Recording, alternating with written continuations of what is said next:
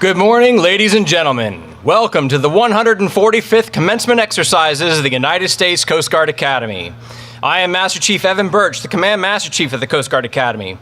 Please rise for the arrival of the Superintendent and remain standing for the National Anthem.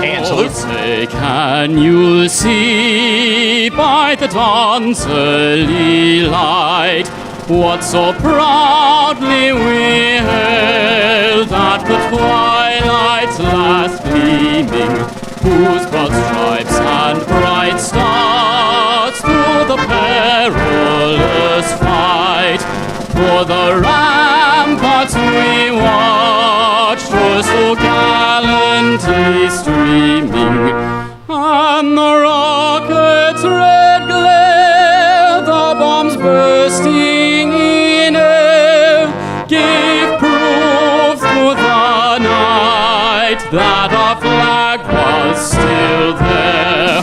Oh, say does that star-spangled banner yet wave o'er the land of the free and the home of the brave? Ready to. At this time, I invite Dr. Karen Wink to the podium. As mace bearer, Dr. Wink is among the most senior members of the faculty and personifies the ideal of learning at the Coast Guard Academy.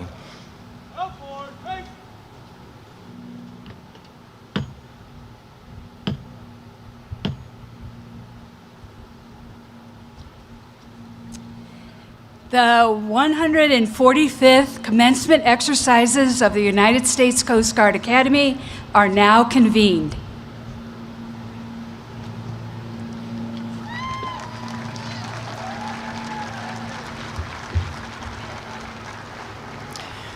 Captain Sonny Mitchell, Chaplain, United States Coast Guard Academy, will now deliver the invocation.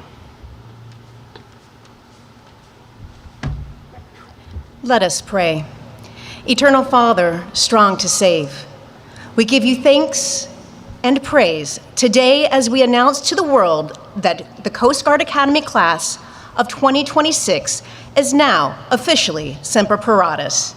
We rejoice that 4 years ago, these men and women responded to your call to serve, and their continued dedication to this higher calling has carried them from Swab Summer to this moment. And as the great responsibility of leadership is placed upon their shoulders of these men and women, we pray in your divine mercy that you confer upon these graduates enduring wisdom, courage, strength, compassion, integrity, which will fortify them at sea, on land, and above the waves. May your grace and mercy continue to empower these young leaders as they move to take their place among the rich traditions that they will inherit. We pray this in your most holy and precious name. Amen.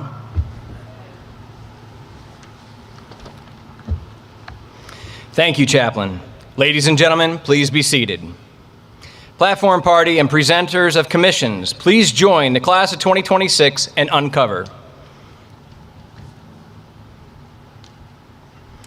All other military personnel, please remain covered throughout the ceremony.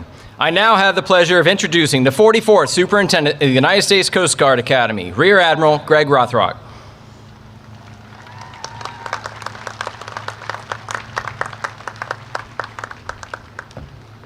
What a beautiful day. Distinguished guests, honored international delegations, alumni, veterans, faculty, staff, coaches, families, and friends. Welcome to the United States Coast Guard Academy, the home of the United States Coast Guard's Officer Corps.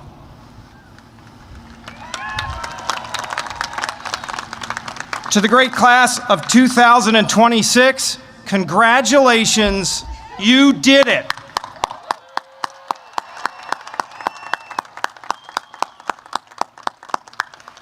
Today marks the culmination of 200 weeks of relentless hard work, perseverance, sacrifice, and growth. You have pushed through challenges that tested your limits, and you've emerged not just ready, but as exceptional leaders. In a few minutes, you will receive your hard-earned degrees, raise your right hands, take the oath of office, and accept your commissions as ensigns in the United States Coast Guard. You will walk off this campus no longer as cadets, but as officers, leaders prepared to serve. This is truly a momentous day for the Academy, for the Coast Guard, and for our nation. We thank the President for presiding over today's ceremony and for the strong support that he has shown our service. And we are privileged to welcome him back to our 103-acre campus along the Thames River, where we build leaders who will defend our maritime borders, secure our nation's interests, and project American maritime strength, security, and prosperity at sea and around the globe. Thanks to the fiscal year 2025 budget reconciliation, the Coast Guard Academy has received millions in critical funding to strengthen all three pillars of our leadership development program: military, athletics, and academics. This will include monumental renovations to Chase Hall Barracks, a world-class aquatic center, and a new science and technology building. These strategic investments will pay dividends for decades and result in a more capable and more resilient maritime force. And while we evolve and modernize this campus, the core purpose remains unwavering. We are committed to producing officers who are ready to lead with character, ready to adapt to any challenge, and ready to serve. Unlike any other federal service academy, 100% of the Coast Guard's Officer Corps passes through these gates. This institution forges the character, the values, and the future direction of the service. As we approach the Coast Guard Academy's 150th year, and we will welcome the class of 2030 this summer, I can assure you we are committed to excellence, to honor, respect, and devotion to duty, and to producing leaders and warriors who put America first. Like the generations of the long blue line who came before them, the men and women of the class of 2026 stand ready to protect our maritime borders, combat threats to our homeland, and defend our national interests with skill, courage, and unyielding loyalty. I can say with complete confidence, they are ready to serve wherever and whenever our nation calls. To the families and friends of the class of 2026, to the parents who guided, the siblings who stood by, the mentors and role models who offered wisdom and encouragement, today we celebrate not only the graduates' achievements, but the vital role each of you played in making this day possible. Take great pride in what they have accomplished and in the extraordinary service that lies ahead.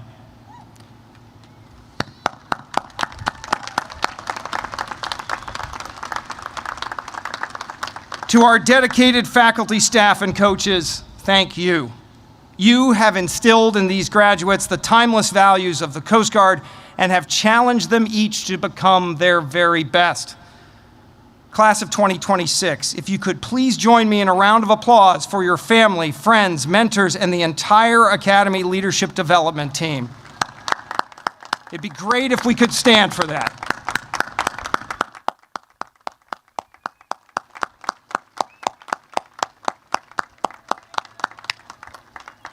Thank you.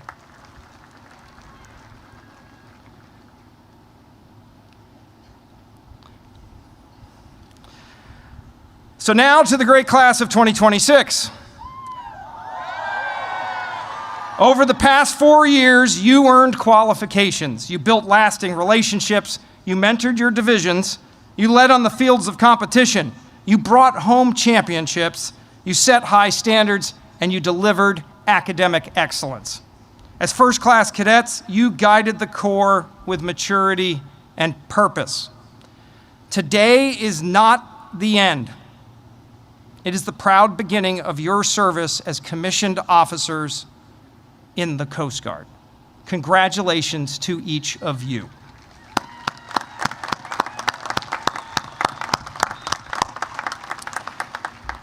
Now, of the graduates before us, 7 international cadets have enriched our Corps while proudly representing their home nations. At this time, we invite these international cadets and their delegations to stand as I call their names. Please hold your applause until all have been recognized. From Guyana, Verlin Gibson. From the Philippines, Arlen Bangsoy, Matthew De La Vega, and Ilissa Flores. From Honduras, Carlos Zavala. From Taiwan, Song Kai-seng. From Vietnam, Nan Ta. Please join me in a heartfelt round of applause.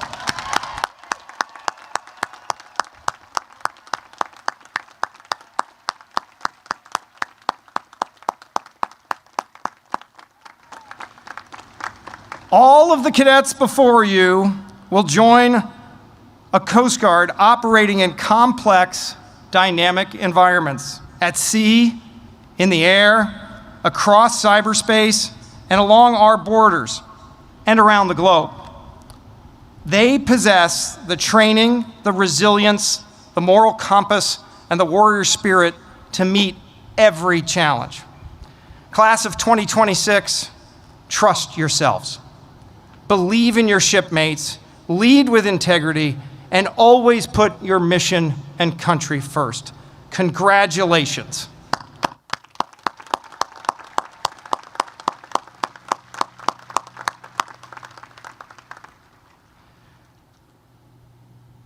To all of our cadets, you will always have a home here on this campus. We cannot wait to see the great things you will accomplish in all of your years of service ahead. And so as the announcer said you might hear earlier, here we say, go Coast Guard! Go Bears! We'll do that one more time. Go Coast Guard! Go Bears! It is now my privilege to introduce this year's distinguished graduate. The distinguished graduate is the cadet who has achieved the highest military precedence average across academics, military performance, and the physical fitness program over their entire 200-week program. This year's distinguished graduate is Cadet First Class Matthew Lanzalata.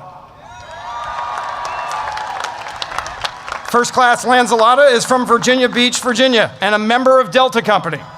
He is a marine and environmental sciences major with concentrations in marine science and geospatial intelligence.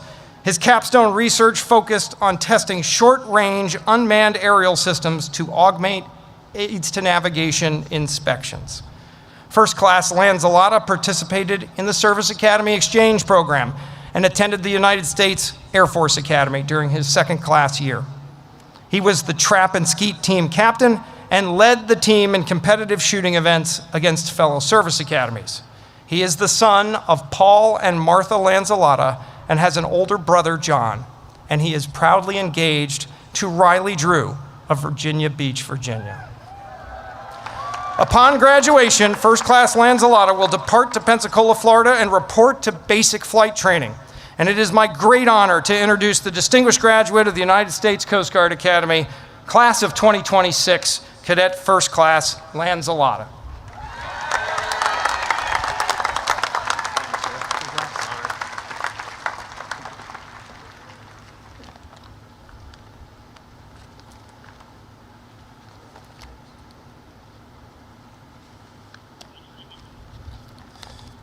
Good morning, Rear Admiral Rothrock, distinguished guests, faculty and staff, family and friends, and of course, the great class of 2026. Our time here at the Academy is strictly defined in terms of length. When we wake up in the morning, what we do during the day, and when we can leave. But how a class navigates from the start to the end is largely on the shoulders of a class. During our fourth class year, we chose our motto to be, "We will find a way or make one," and that is how we navigated our time here. When we walked through the arches of Chase Hall 4 years ago, on that rainy, humid June day, we did not yet have a way. We chose the motto because the words were aspirational. And over the next 4 years, our relentless optimism and our consistent drive enabled us to grow into the class that the motto challenged us to be. We followed the paths set before us and made new ones for those who will come after us. Some paths are well worn. The classes before us have endured and overcome challenges of their own, and we've heard all about those challenges from those classes, especially some of the older classes. And they've told us how they're the last real class because of the challenges they've endured and the things they've done. And we too are the last real class because the last we shared together and the challenges we overcame. But we also experienced many firsts as a class that made us distinct. This year, our women's rugby team led the programs to the first collegiate national title. Our class was the first to implement a phased approach to summer training and the first to graduate ensigns with minors in emergency management. We pioneered new career pipelines into physician assistant school, into deployable special forces directly from the academy, first to ever do it. We found ways through challenges that tested our resolve but never did it alone. Our faculty and staff have shown up for us every day with professionalism, patience, and care. And they have taught us, coached us, mentored us, and kept us moving forward every single day. That commitment has left an impression on our class, and it deserves our gratitude. So I'd like to take a moment, if the class would like to turn around, look behind you. Behind you sit faculty and staff, family and friends, loved ones, who have poured into you, supported you on your hard days, and celebrated you on your good ones. And our class found a way because you supported us every step of the path to this stage. Thank you.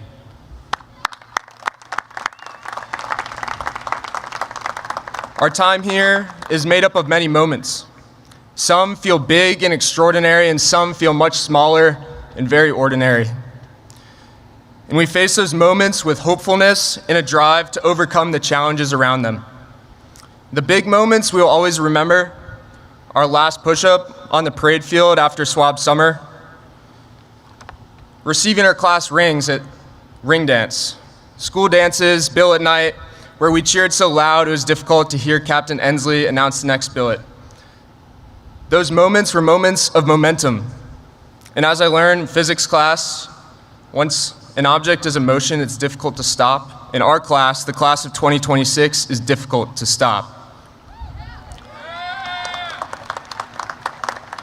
There were also many smaller moments that carried us here.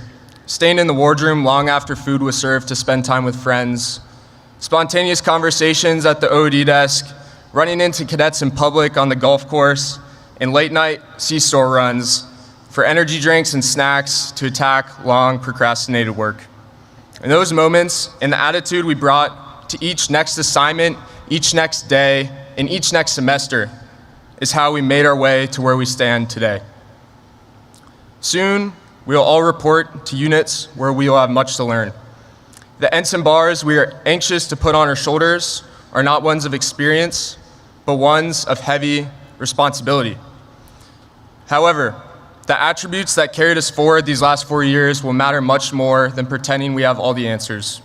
If we enter our new jobs with humility, relentless drive, and consistent optimism, we will continue to blaze new paths forward. When a cutter's bridge is exhausted, a watch floor is overwhelmed with calls, or the weather takes a turn for the worse, the class of 2026 will be ready. We will find a way or make one. Thank you.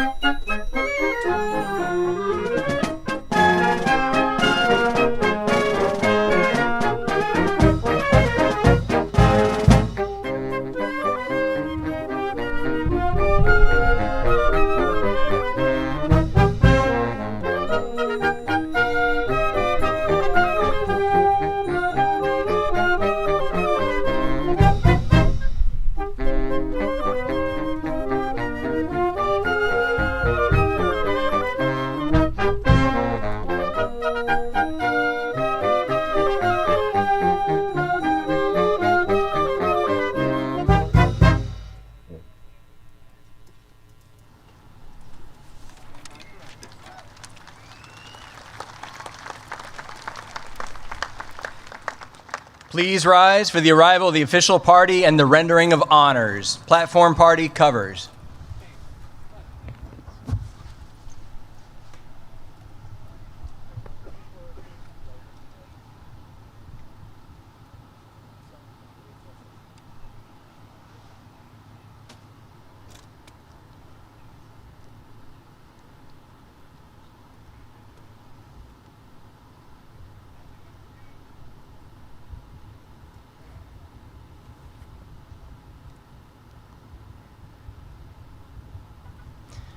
Now, Coast Guard arriving.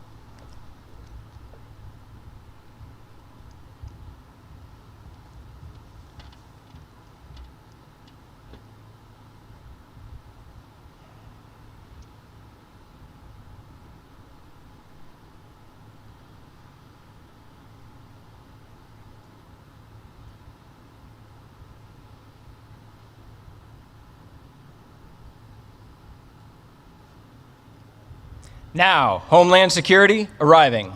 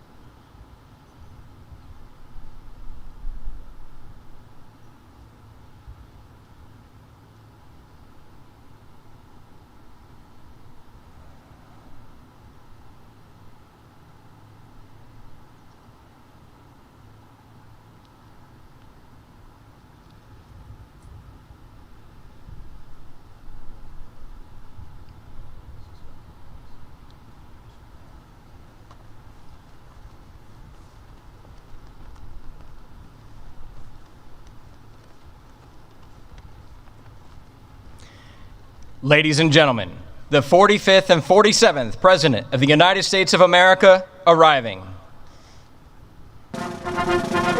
Covered military personnel, hand salute.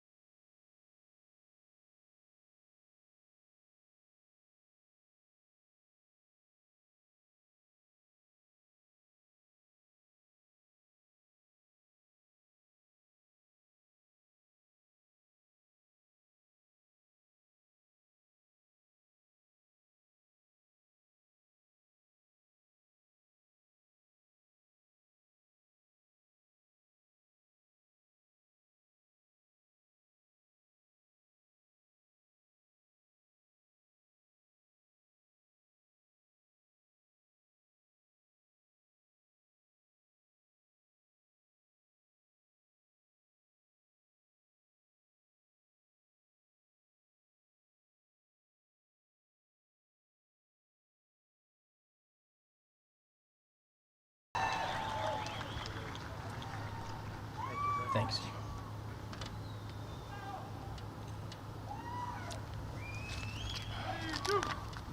Ready, two.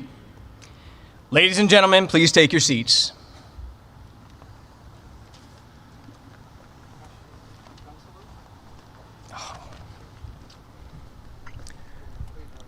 Please rise for honors with a 21-gun salute and ruffles and flourishes.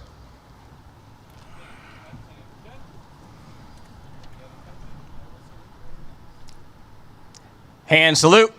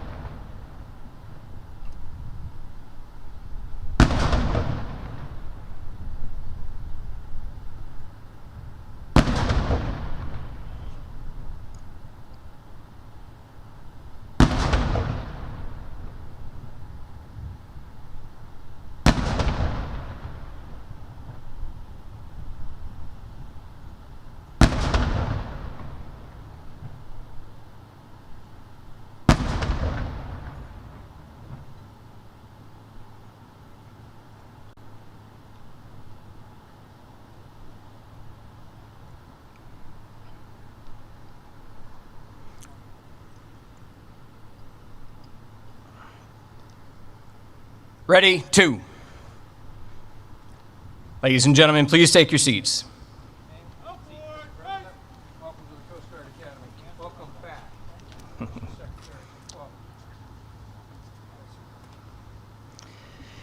It is now my privilege to introduce the Commandant of the Coast Guard, Admiral Kevin E. Lunday.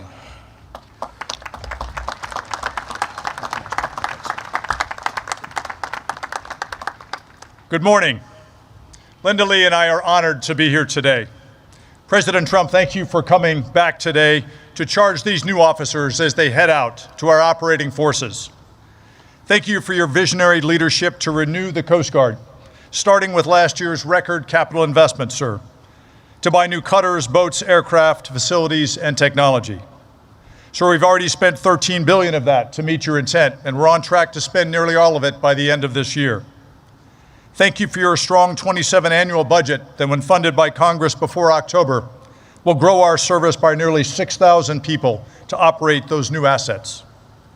And thank you for your resolute advocacy for not just the Coast Guard, but all of our armed forces, sir.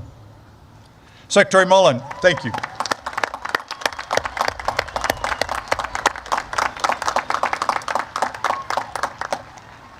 Secretary Mullen, thank you for your leadership and support of our Coast Guard men and women and their families. And under the President's direction, for fighting to successfully fund the Coast Guard and the rest of DHS and ensure that what happened this year never happens again. We will not forget what you did, sir.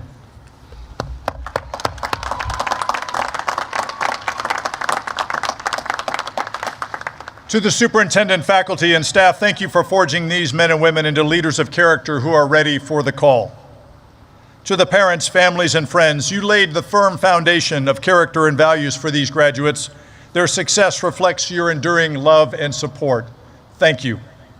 To the class of 2026, congratulations.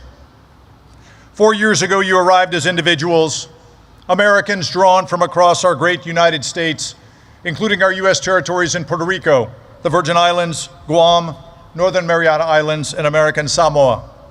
You were joined here by international students from allied and partner nations. Today, as you march out, you do so as a unified team, forged in the crucible and bound together by a shared calling to serve with honor, respect, and devotion to duty. You will serve at a time of historic consequence. The maritime domain is more complex, contested, and more vital to American security and prosperity than ever before. And today, the Coast Guard is in greater demand, and we are delivering proven value and results to the American people. We save lives. We secure and defend our homeland and its maritime approaches, from the borders of the mainland U.S. throughout the Caribbean and the Western Hemisphere, to Alaska and the Arctic, to Hawaii and the 3 territories in the Pacific, and in cyberspace. We facilitate commerce through our ports, waterways, and shipping, vital to America's economic prosperity, and to rebuilding the nation's maritime might. And we respond to crisis. At the same time, our service is implementing the President's vision to renew the Coast Guard through force design, a generational transformation that's building a new fleet of assets and bringing in the additional men and women who will operate them. Our people are our greatest treasure. And as we build the most advanced ships in the world, they are nothing without their crews and the leaders of character to command them. You are those leaders. You'll soon report to your first units to lead across our operating forces aboard cutters, at sectors, in deployable specialized forces teams, and at Coast Guard Cyber Command. First, though, you will take the oath to support and defend the Constitution that accompanies your military commission. The commission is more than words. It is a direct grant of constitutional authority from our President and Commander-in-Chief to you, and it represents a sacred trust with the American people. As commissioned officers in the profession of arms, you must lead as if your lives depend on it. For certain, the lives of the men and women you lead, their lives will depend on it. And the lives of the American people we serve will depend on it. The Academy has prepared generations of officers, and you have spent 4 years preparing for this moment. And I know you are ready. I am incredibly proud to serve as your commandant. Looking to the horizon, I have certain hope for the future. For there's one thing our distinguished service history proves. With a ready Coast Guard crew and the strong support of the American people, there is nothing we can't accomplish. Semper Paratus.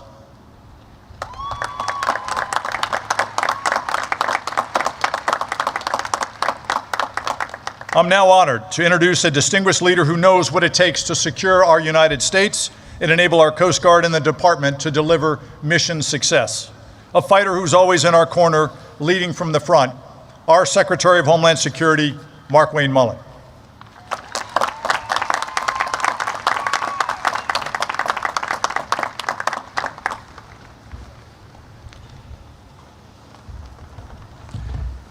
Thank you, Admiral Lundy, and thank you, Mr. President, for allowing me such an honor to serve in your cabinet at such a historic time. As Secretary of Homeland, it's a very humbling position I find myself in, and I play no games about who is my favorite out of the 22 components. I understand the Coast Guard, you're our first line of defense to protecting the homeland. And our President, our Commander-in-Chief, he believes in peace through strength. But he also understands that not everybody believes in peace, and some people only respect strength. And because of the great men and women who sit in front of me today, you give our Commander-in-Chief the options. Because you're the 1%ers. You're the 1% that'll stand up and you defend our freedoms, you defend our Constitution, you defend our homeland, you defend our nation. And our Commander-in-Chief loves you for that.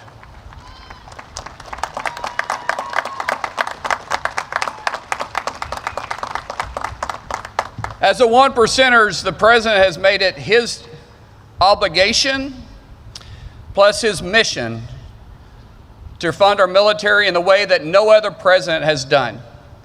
He's invested millions, in the tunes of $25 billion, actually, to fund the Coast Guard, to bring the Coast Guard back to mission capable, to not just fit today's missions, but to focus on tomorrow's missions as well.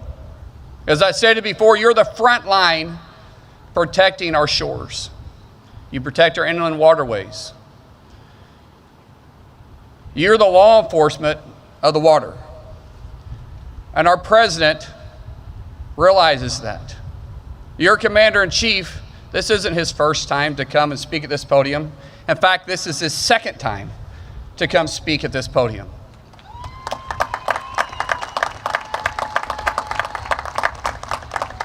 And I'm going to go off my notes a little bit and just talk about the ride over here. He had your Commandant, Lundy, in the flying mobile office, or the Oval Office. And he was bragging about everything from your uniforms to how you guys learn how to swim, to your missions capability, and to the fact that you guys are involved in every mission. And when we're taking down the narco boats to the illegal flag vessels, you guys are involved in it. And it comes with a great sense of pride for me, because I get to call our commander-in-chief also my friend. And for me to stand in front of you today and be able to introduce him to the one percenters,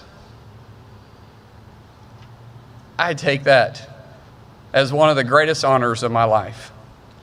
So without anybody waiting on me, because I'm never going to get in the way of this guy, let me introduce your commander-in-chief, our 45th and 47th President of the United States, Mr. President Donald J. Trump.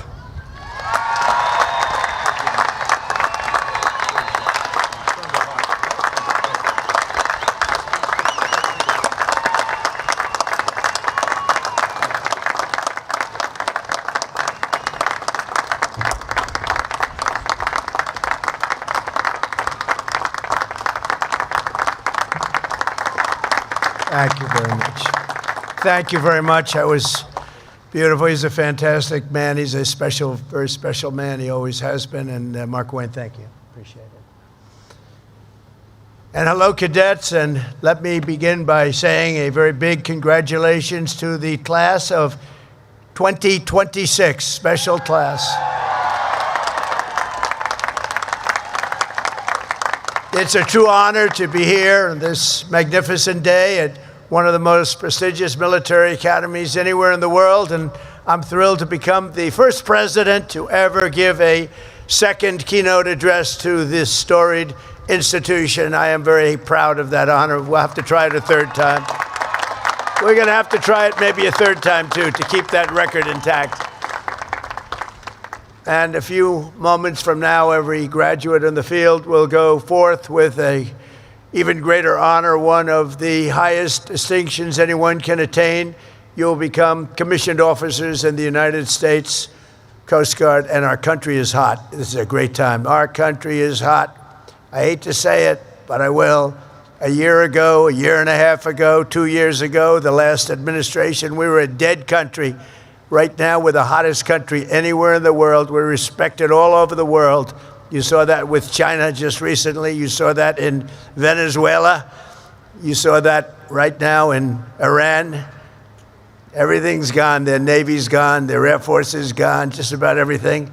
The only question is, do we go and finish it up, or are they going to be signing a document? Let's see what happens.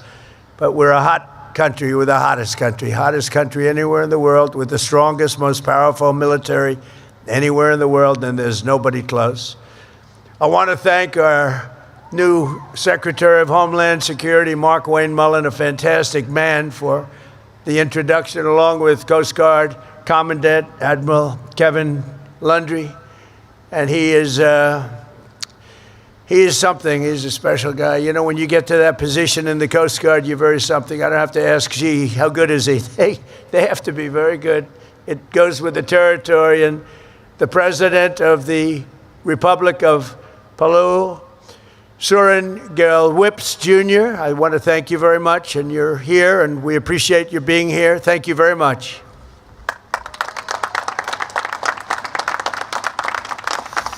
Over the past 4 years, this class has been mentioned by an exceptional team of professors and coaches and military professionals who have shaped you into leaders. You came with very good quality, but they've shaped you nevertheless.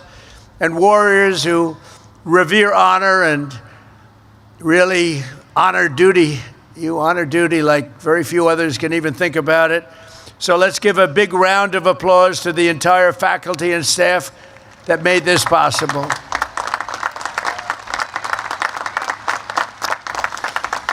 And I especially want to thank Academy Superintendent Rear Admiral Greg Rothrock. Come on, get up here, Greg. Come here, Greg. He does a hell of a job. You don't want to mess with him. Don't mess around with him. Thank you very much, Greg. Fantastic. Also, your Assistant Superintendent, Captain Jess Razioks. Where is he? Where? Oh, nice. Very nice, thank you. Commandant of Cadets, Captain Aaron Cassavant. Hi, Aaron. How, Aaron? Command Master Chief Evan Birch. Evan, where are you, Evan? Good job up here, Evan. It's never easy, Evan, up here, right? You feel more comfortable on the water. And class advisor, Christy Rose. Christy. Thank you, Christy. And of course, where would you be without the wonderful friends and family in the stands? And there are a lot of them here who loved and supported you, and they were with you every single step of the way, and they do love you. They do love you. Sometimes they're not forthcoming with that statement. They're up there. Half of them are crying. Look, their boy, their girl, right? Their boy or their girl. They call him girl, by the way, and they call him boy. And in 30 years, they'll be calling you boy and girl, too. They love you, your parents and your family. Please.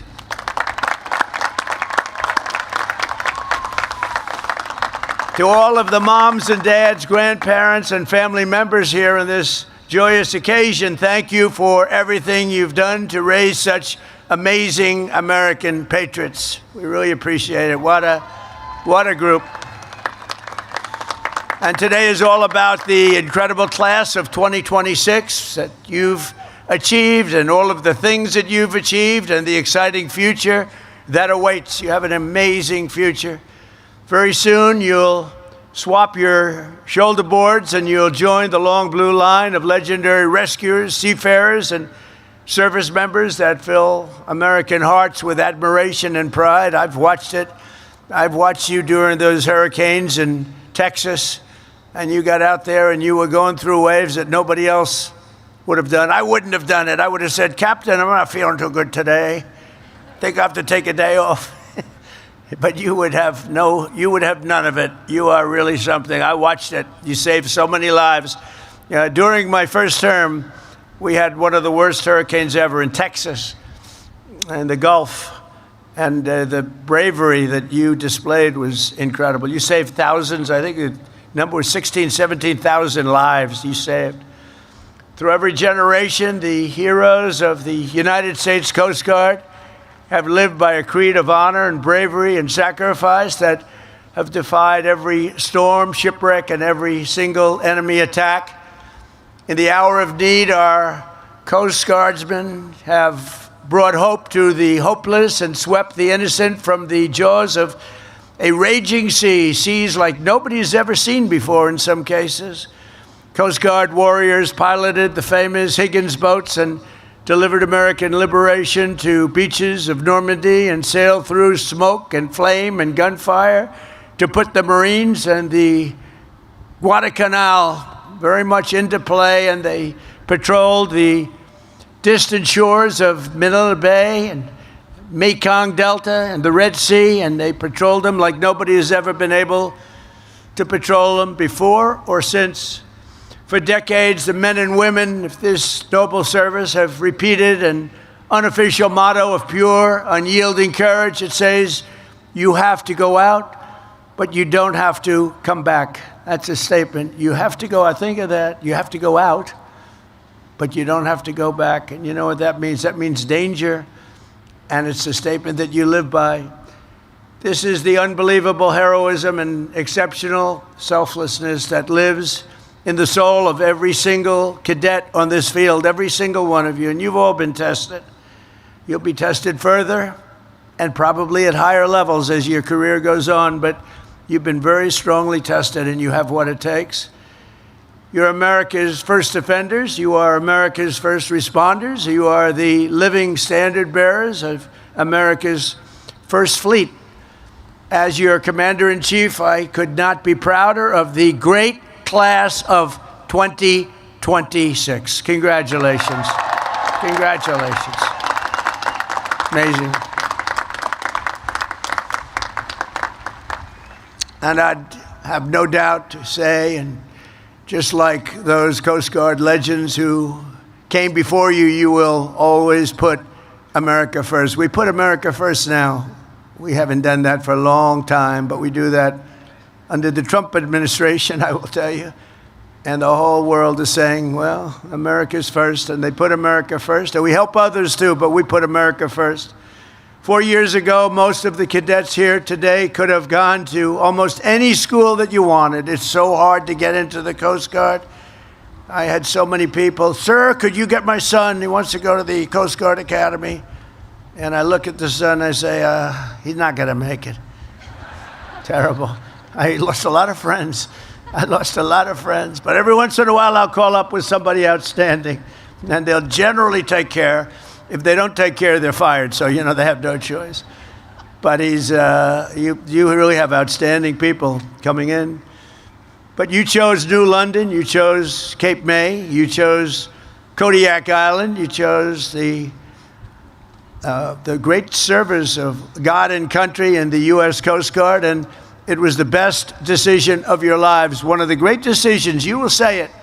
It's hard to say it now, but you will say it as time goes by. This will be the best decision of your life, where you decided to learn, go to school in this incredible, beautiful place. You came as strangers and American teenagers. You leave as officers, American warriors, and friends forever. You're always going to be friends with each other, hopefully with me. Today, this field is full of some of the smartest minds, the toughest athletes, and the most tenacious leaders our nation has to offer. It really is. It is very hard to get into this particular place. It is very, very hard. It is a lot of broken hearts. People don't do it. Good people, smart people, they can't quite make it. Many of you have excelled academically, but 49 cadets have studied longer and harder than anyone else. The very accomplished Coast Guard Academy scholars, would you please stand? These are the really brilliant people. You're all brilliant, but these are perhaps slightly more brilliant.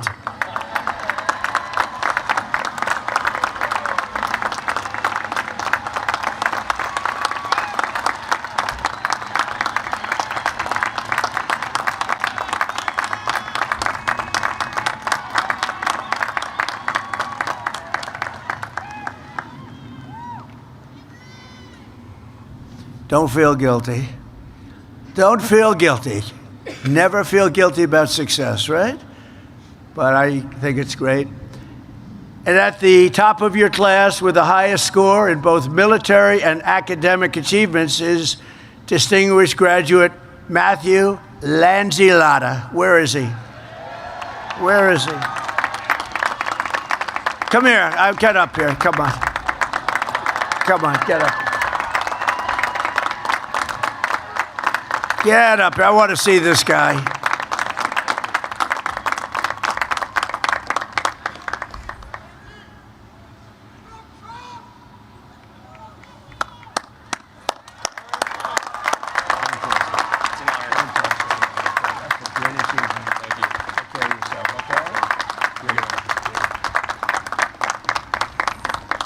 I hate good-looking men. Very good. Matthew, that's great. Thank you very much. It's a great honor. We also have the only cadet who earned a perfect score on every single fitness test. Now we're talking fitness. Do you know who this is already? Wow, this guy must be something. I think we'll have to invite him up. I want to check it out. For the last 4 straight years, which they think may be an all-time record, congratulations to Thomas Rhodes. Thomas, get up here, please. I want to see. I want to check him out. Whoa. Oh, we're not going to fight with him. I'm not fighting him. This is not UFC. Please understand that, Thomas. Look at this guy. Look at the muscles on this guy. He's a wrestler too, sir. Thank you, Mike. That's a big honor, huh? Thank you very much. Just hit him on the shoulder. I hurt my hand. It's like hitting a rock. That's great. Thomas, that's fantastic. Another member of this class is making history as well today. Mike Kaddish becomes the first Coast Guard Academy graduate to ever go straight from the Corps of Cadets into the Coast Guard Special Forces. So what was that all about? Come on up here. Come on. Let's go. Come on up here, Mike. I want to see what these guys... I like to see what these guys are like. Because, you know, it's competition for me, too. I have to compete with you now. I'm not liking that. How are you? Fantastic. Wow, that's a big achievement.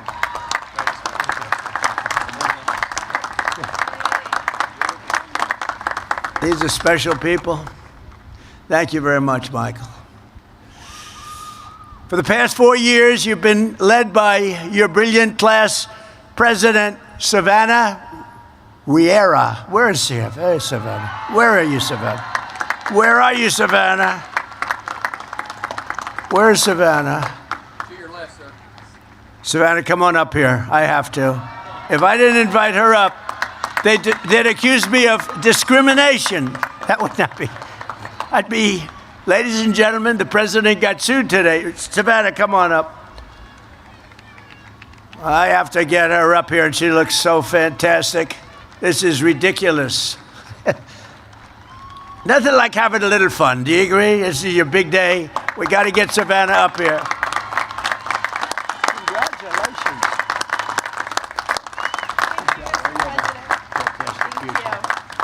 Thank you so much. Thank you, Savannah. Thank you. Thank you, Savannah. Wow. This class has also been blessed with many tremendous athletes, including the Academy's all-time leader in receptions, yards, and touchdowns, wide receiver, Brooke Desta. Where's Brooke? Wow. That's a pretty good record, Brooke. I'll let you come up if you want. You want to come up? Come on up here, Brooke. Come on. You can see they want you up here, Brooke. So do we have a little NFL future here, maybe? I don't know. Usually that can happen when you're leading by that much. That's a lot of achievement. Thank you.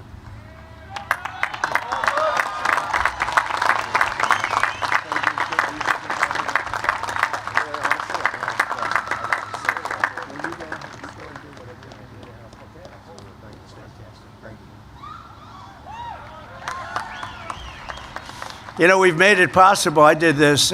We made it possible for people like Brooke that really have a great ability at sport, and in some cases will be drafted by the NFL or have a chance of getting into the NFL or baseball or basketball or whatever it might be. The problem is they had to serve, as you know. They had to serve 5 years, and that's not exactly conducive to being drafted very high if you had to go away. So I made a decision in my first term, and we adhere to it very strongly, that when somebody has the ability to go into Coast Guard or West Point, Annapolis, Air Force, any of them, if you have a student with extreme ability that gets drafted and can play in professional football, we allow you to go immediately, and you serve your time in the Coast Guard or whatever after your professional career is over. And it has made such a difference. It's also made a big difference in recruiting. That's why your teams are better today than they used to be. So I make these little contributions. I don't know if people know I made those contributions, but so Brooke, I want 25% of everything you earn. Thank you, Brooke. I appreciate it. So it's a little bit of a help, but it actually, what we didn't expect, it made your recruiting much better because you're able to now recruit the top people that really have a chance of getting into professional sports, and one of the reasons you have such good teams. We also have your all-time leader in points in the assist for women lacrosse, Abby McAllister. Abby, where are you, Abby? Stand up, Abby. Oh, are you that good, Abby? Do you want to come up, Abby? Come on, Abby.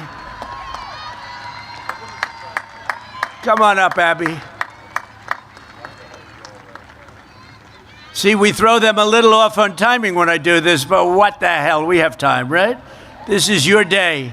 And when somebody achieves with these people, we should give them a little extra recognition, right? That's a tough sport, Abby. I don't know. I'm not going to mess with you. That's great. That's a big record.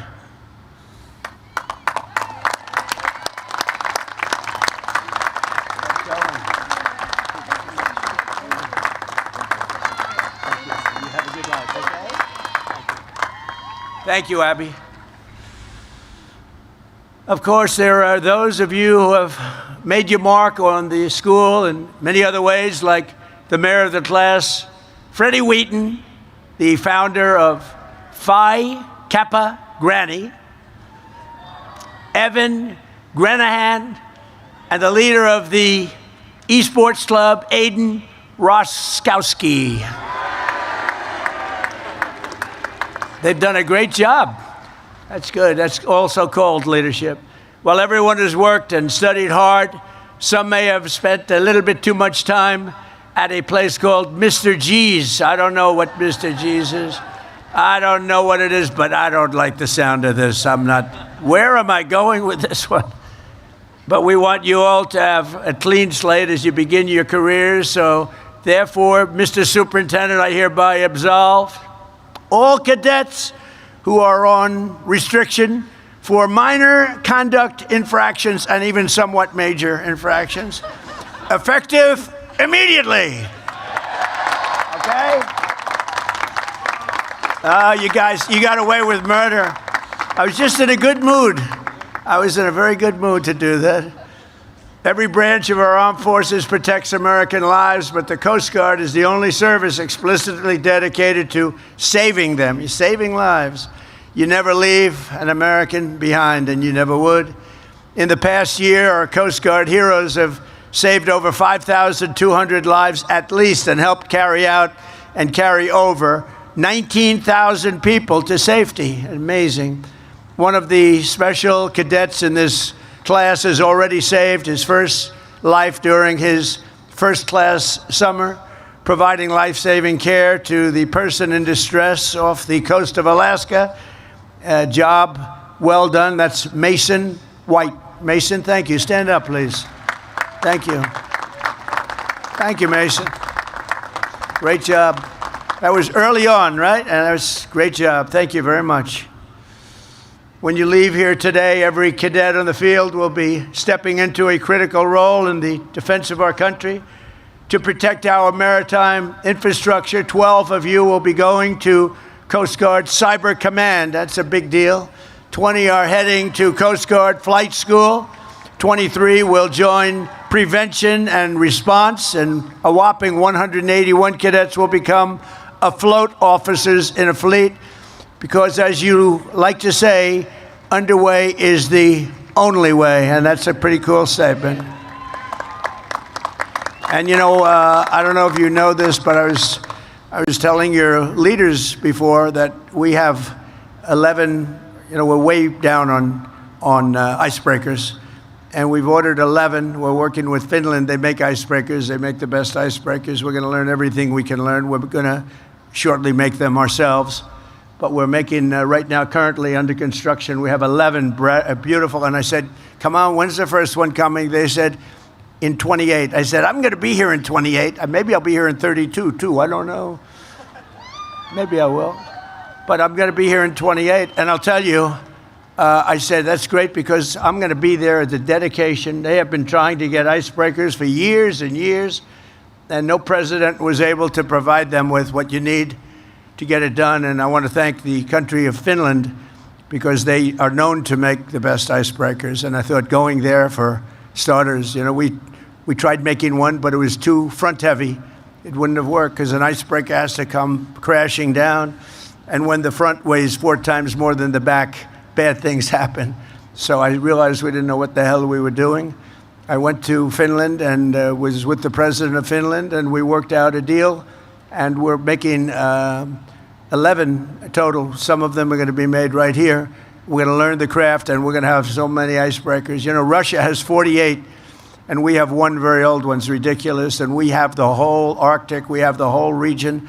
And we're going to have a whole big fleet very shortly, and they're starting to come in a very quick fashion. After that, we're going to go way up higher. We'll have at least 55 within a short period of time, so that'll be great. And you're going to be operating them and running them, and it's probably another category.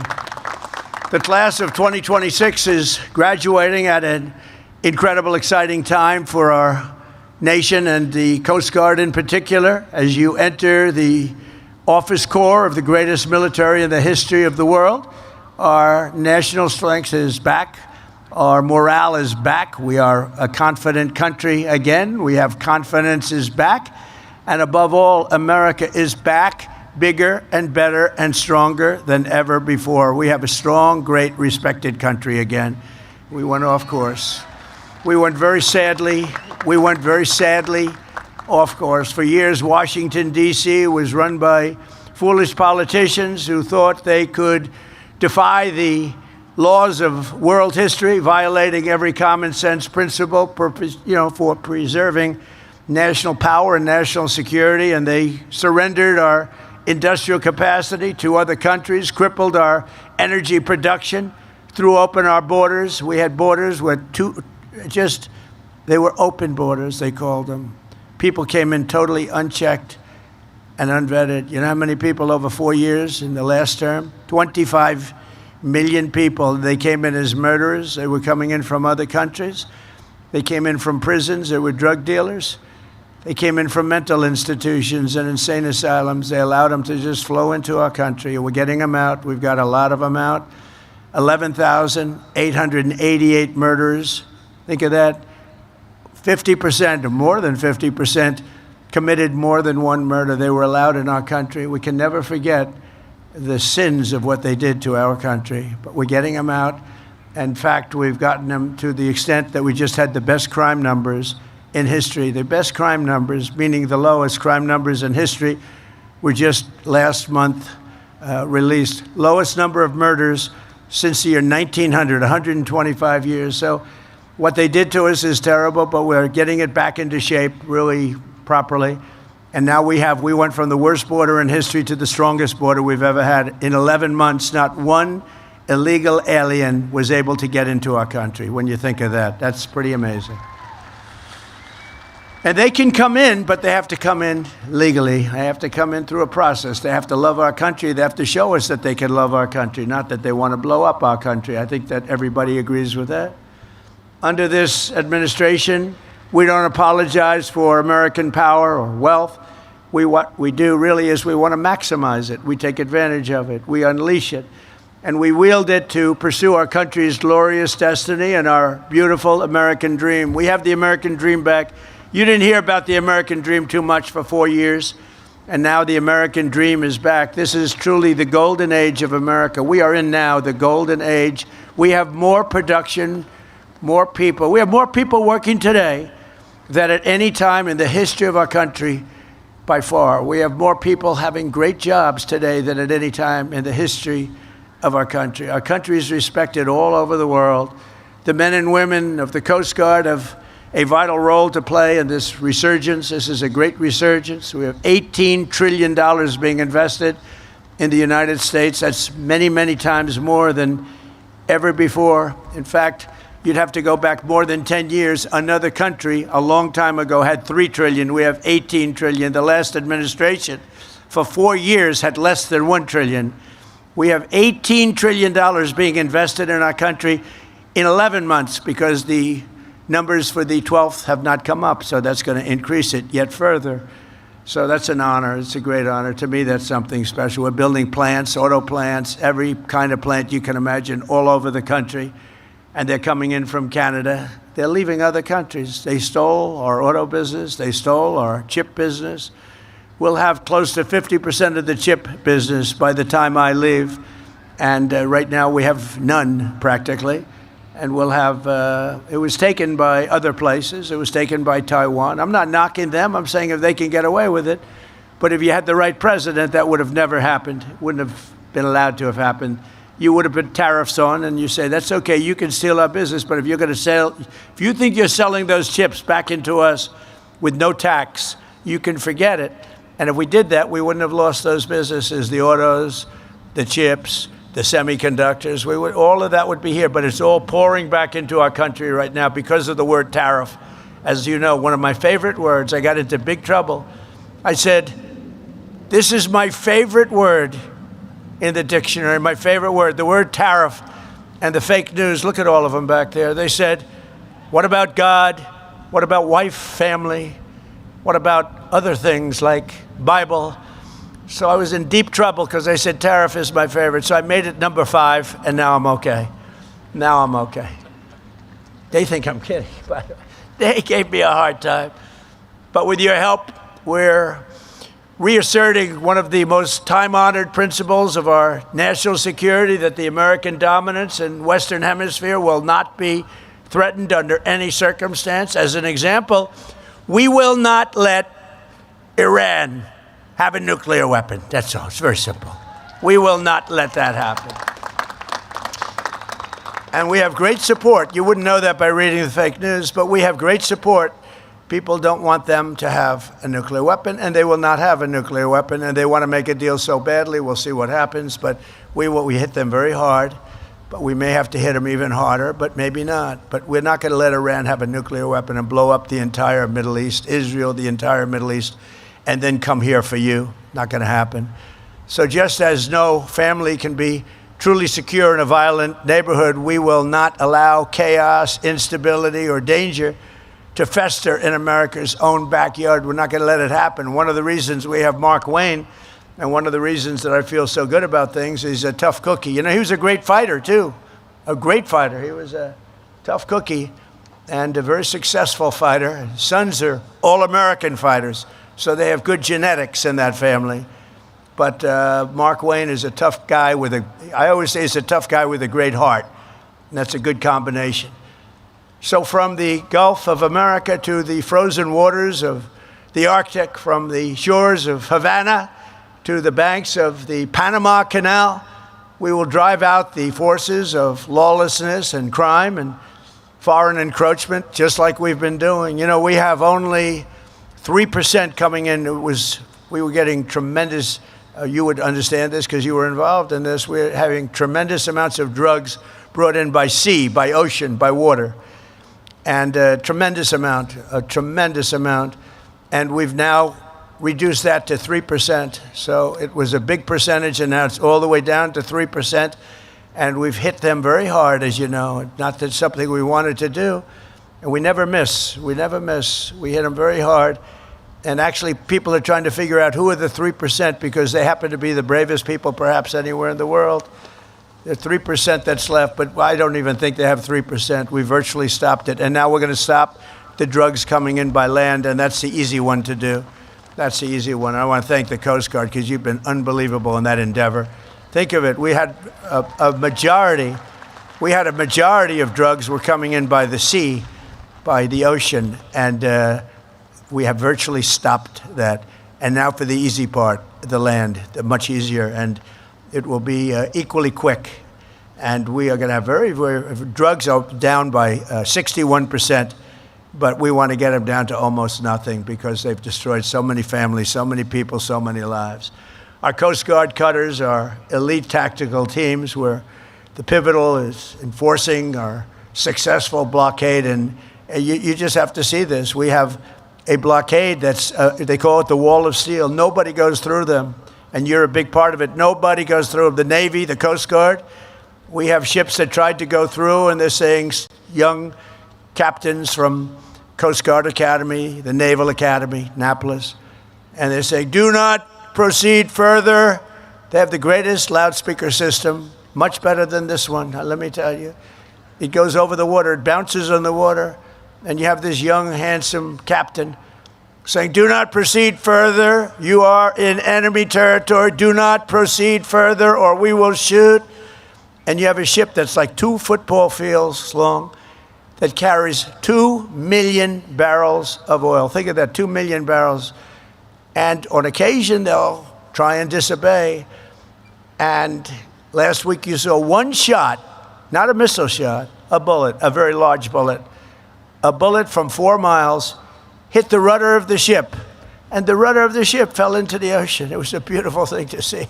It just fell in. I said, what the hell kind of a shot was that? And the man said, no, we are going back to Iran. See, now I say Iran. I don't use, because he obviously has a correct pronunciation. We will go back to Iran.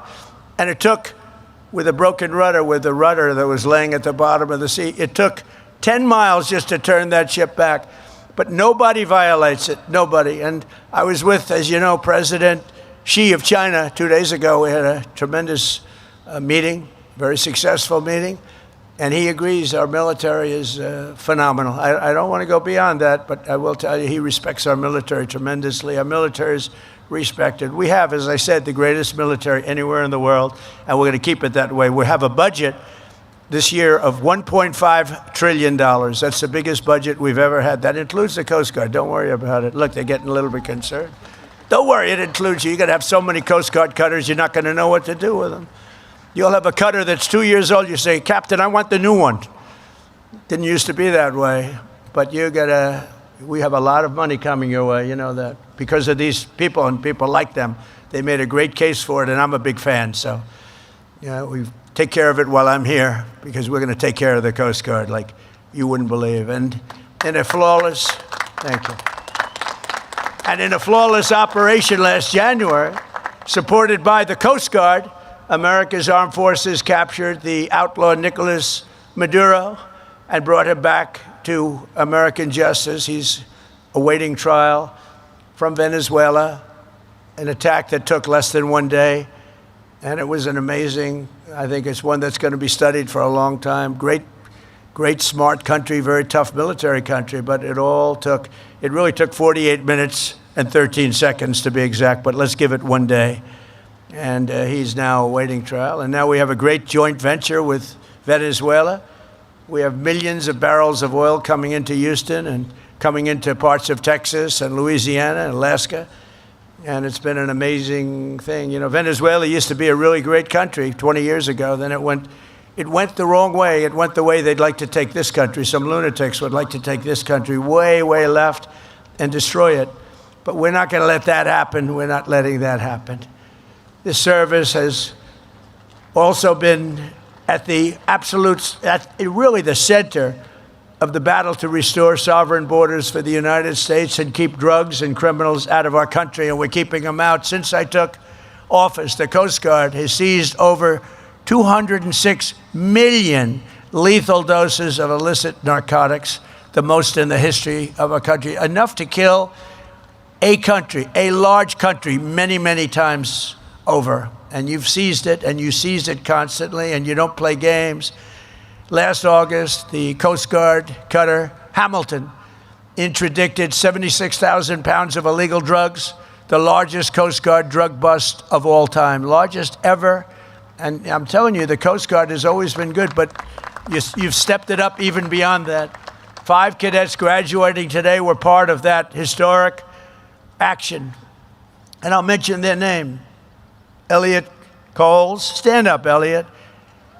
Jenna Lewandowski, Piper Stevens, Hannah Warner Kay, and JJ Banek Gebel. Thank you. Great job. Thank you very much. The Coast Guard has also played an important role in Operation Epic Fury to ensure that the Iranian regime never obtains a nuclear weapon. Just 2 months ago, off the Coast Guard, Malaysia, a highly trained U.S. Coast Guard tactical team helped seize a sanctioned Iranian oil tanker that had been used to transport over 1 million barrels of oil from Karg Island into the coffers of Iran. We don't want that to happen. This is the third sanctioned Iranian vessel the Coast Guard has helped capture since we began the fighting, the real fighting with Iran, and many more to come, I suspect, unless they get smart. Everywhere you go, you say, never forget. You represent the most righteous, successful, and exceptional nation in all of history, and you were really put in a position where you wear the uniform, the most powerful military ever to sail the seas. You are right now at the pinnacle of this nation. You are at the pinnacle. 4 years ago, 3 years ago, I couldn't have said that. I wouldn't have been up here, but I couldn't have said that. You were not at the pinnacle at all. Right now, you're at the pinnacle of the Coast Guard, at the pinnacle of the military, and that military includes the Coast Guard will soon be stronger and more powerful than ever before with all of the things we've done. Last year, I signed a record-setting $25 billion investment in the Coast Guard, including funding for 22 new cutters, 40 new search and rescue helicopters, 25 state-of-the-art icebreakers, and we're also providing $380 million for renovations and improvements right here at the Academy. The Academy is going to be so beautiful. It's already beautiful, frankly, but it's going to be tippy-top, as I say. It's going to be perfect. Under our leadership, this service is seeing more action than at any time in many decades. I would say at any time, period, you've never seen what is happening. And the Coast Guard, as good as it has been, has never seen what's happening to it right now. And the spirit has never been higher. And I think we can say that. It starts with the leadership, but I think the spirit with the Coast Guard has never been higher than it's been right now. And I got to know a couple of people over the last 2 weeks from the Coast Guard, and I can see why. These are incredibly brilliant people, good people. I have to say, I don't want to give them any ideas, but in the private sector, they'd be making a lot of money. And you know what? They wouldn't trade what they're doing. Would you guys trade for millions a year? Maybe. Maybe. No, you wouldn't. I don't think you would. A lot of people would like to be in your position that are doing very well, believe me. In the 4 years before I took office, the Coast Guard recruitment missed targets by 20 and 25 and 30%, the targets, the recruitment targets. And not only you, the Marines, the Army, Navy, Air Force, Space Force, that's my baby. I started the Space Force. I was very happy. It's going to turn out to be one of the most important of all. But you missed your recruitment numbers, and it was an embarrassing time. Not only the military, the police, firemen, anybody with a uniform, they didn't want to be associated with our country, frankly. And last year, the Coast Guard beat its recruitment goals by 120%. And we have so many people wanting to get into the Coast Guard and all levels of the military now that weren't even thinking about it. To me, it's one of the most exciting things. When I first came, we had the election on November 5th, and it really started from the day of the election.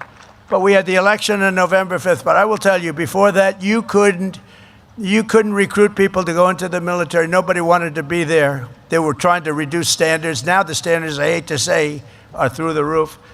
But now we have lines of people wanting to get into every group of, whether it's the Navy, the Coast Guard. And I will tell you, I looked at the numbers, the Coast Guard in particular, you have exceeded your numbers. You have a waiting list that's a mile long of people that want to get in. So I think I have to say congratulations on that. You know, it's a really big deal. And by the end of my term, we are adding 15,000 new Coast Guardsmen. And we're going to have them added to the list because of all the new equipment that we've ordered. And it's a true honor to be your commander-in-chief. I mean, I'm looking at you. I'm glad to get to shake hands of a few of your outstanding people. But every one of you are outstanding. You're in a category that's really very unique, very hard to be, Very hard to get there. Now you know, even by the recruitment numbers, you know it is. But beyond that, it's just a very special group of people, and you are a very special group of people. As you begin your important new missions and your mission in life, today let me leave you with a few words of advice to maybe help you a little bit on your way. First, most important, never ever give up. Never give up. They ask me, how do you be successful, sir? It starts with never give up. I've learned a lot about life, but the one thing I've really learned is that perseverance, never quitting, never giving up is a big deal. You'll be right there, right at the gate, and you've seen it. You've seen it in sports. You've seen it. They're right there at the gate, and they give up. Never give up. And whatever happens, no matter where you are in life or what situation you find yourself in the seas or anywhere else that you may be, keep pushing forward. Always push forward. Never stop pushing forward. No matter how terrible the storm, no matter how difficult the mission, never surrender. Keep going, keep fighting, and make the adversary quit first. Let them quit. They're going to quit if you keep going. Second, at this pivotal time of transformation for our armed forces, you have to think big. It's much better thinking big. Small solutions yield small results. Only big ideas will yield to tremendous change and greatness. Americans do not want to live in a world ruled by someone else's big ideas. Live in a future and shape your future, and you want to dominate your future, and you want to dominate it for your great military and for your country. Think big. During the course of your Coast Guard careers, it will be time for incredible change, and change is going to happen, change that we can't even think of right now. The things will happen, and I believe for the best, hopefully for the best, but I believe for the best. But things will happen that you can't even imagine, and it's going to be very exciting. But the way that's going to happen is through thinking big. Nothing great was ever built. Think of that. Nothing great was ever built without the word momentum at your side. In times of your life, you'll have momentum. That's the time you go for it. I tell stories about people that lost their momentum and they went and it didn't work out well. You know when you're doing well. You know when you have that positive momentum. So take that momentum and go for it. So many people, they wait the wrong time. You know when it's right. Go with the momentum. The towering men and women of history have always been people of action. You answered the call to serve, and now you need to make sure that most of your time is spent on very important roles in life. You've done a lot, and you've had a lot of relaxation. Frankly, if you enjoy what you're doing, there's no such thing as work. It's not work. What you're doing, I would say with most of you, it's not work. What you've done is a lot of work, but it's not work. It really isn't. It's a great pleasure. I find myself, I work a lot. They say he's a workaholic. I'm not a workaholic. It would be tough if I didn't do things. If I didn't do things, I don't know what I'd be doing. It probably wouldn't be good. But you got to love it. And if you love it, it's never considered work. There will always be time for taking the easy path. And there'll be times when you want to do that or to settle for maybe a short-term fix. But for the best results, it'll always be a product of unbelievably hard work. That's why I always sign something. They say, oh, could you put something on? I say, work hard. To a young person, work hard. Because you have to work hard. It's so competitive. Life is so competitive. You have to work hard. It's never going to come easy. You have to work hard. A lot of great athletes, they say, the harder it work. I remember Gary Player, a great golfer. He was somewhat smaller than other great athletes. And he said, the harder I work, the luckier I get. That was the first time I heard it. I've heard that expression a lot, but the first time was from the great Gary Player, one of the top 3 golfers of all time. And he said, the harder I work, the luckier I get. It's a great expression. Fourth, as you go into life, and right here at the Coast Guard, you want to keep your eyes in the boat. You want to have your eyes in the boat. You know what that expression means better than anybody. Do not be distracted by what's outside. You just want to look back and you want to just see what's happening, but keep your eyes in the boat, a Coast Guard expression. Focus on the task before you and move forward. Always, always move forward, never move back. Remember what actually matters, and pursuit of success it really has to be relentless. You've got to be relentless. And many of you are relentless. You wouldn't be here if you weren't, because there are 10 people for every seat that I'm looking at, 10 people, and I think even more than that wanted that seat, and you made it. So finally, you have to be strong. You have to be really strong, and I don't mean just with muscle strength. I mean with mental strength, and you have to be brave. In your profession, you have a level of bravery that has to supersede a normal person's bravery, but that's why you're here. America was not founded by weak and timid men or women who cowered in the face of evil or sat by as danger loomed. As President Theodore Roosevelt said, freedom is not a gift that lasts long in the hands of cowards and weak people. Today, our country faces the threats that are very strong, but we have a much stronger country today than we had 2 years ago. Today, the threats that looked really bad 2 years ago, 3 years ago, we had a country that was rudderless, just like that ship that had its rudder shot off. We have a country now with very strong, powerful rudders. But every one of you has your soul, the strength and courage to face whatever comes before you. You're going to do unbelievably well. I mean, just have no idea. I look at audiences all the time, but I'm looking at this audience. It's just an incredible group of people, a beautiful, beautiful, brilliant group of people. So you're brave and you're bold and you're always ready to go, and you inherit the legacy of some of the most daring and intrepid Americans ever to live. You are inheriting the mantle of some of the bravest people, some of the most incredible warriors ever, right here. A tradition of pride and glory and greatness passed down from one generation to the Coast Guard heroes to the next. You had great heroes. In World War II, the Coast Guard was the first branch of the military to seize a Nazi vessel and take enemy prisoners. The first one to do it was the Coast Guard. The first branch to traverse the Northwest Passage, and the first to sail a ship right up the middle of the frigid seas to the North Pole. You were the first. You were the first to do so much, and that's not going to change.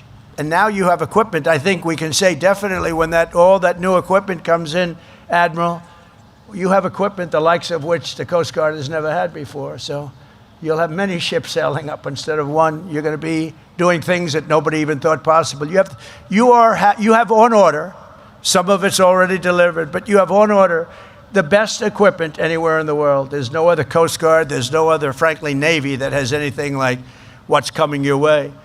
On September 11th, 2001, amid the rubble, dust, and debris, it was the Coast Guard that organized the largest boat lift in all of history, evacuating 500,000 people from lower Manhattan. That was a terrible day. The gleaming white hulls and the blazing red stripes of your cutters have sliced through the horizon of nearly every major waterway on Earth. Every day, Coast Guard members plunge into pitch black oceans, rush onto roaring surfs, and do battle with Mother Nature at her absolute worst. Mother Nature like few can imagine it even exists. And I've seen it. I've seen things that I said, nobody's going into that storm, and you guys go into it like it's just another day of work. You fly into gale force winds, smash into 50-foot waves, storm into floods of fire and shrapnel, and swarm through water so cold that it will snap a ship in half with just the wrong hit of a wave. But your fellow Americans, and above all, you're from the Coast Guard. There's nothing, absolutely nothing, that a Coast Guardsman cannot do. There really isn't. I've seen so much. I mean, as president, I've just seen so much. I've seen people that were going to be decimated, that were going to be destroyed in sea. I told you about some of the hurricanes. They were out at sea. They were boating, and they got caught. They wanted to go a little closer, a little closer, a little closer, and then they got gobbled up by nature. And the only way they could have survived was what you people were able to do. You went in there, and you got them. It wasn't easy. It was very dangerous. No matter how perilous the task, you're unafraid and you're just an unstoppable force, and you want to stay that way. The U.S. Coast Guard has never, ever let us down. And with men and women like the great class of 2026, I know that will never happen. You're going to go on to greatness, the likes of which even the Coast Guard has not seen. So wherever the duty calls, whatever danger comes our way, you will fight, fight, fight, and you will win, win, win. I want to just say a very strong God bless the Coast Guard Academy, the class of 2026. God bless the United States military, and God bless the United States of America. Thank you very much. Have a great, great, and stellar career. Thank you very much, everybody. Thank you.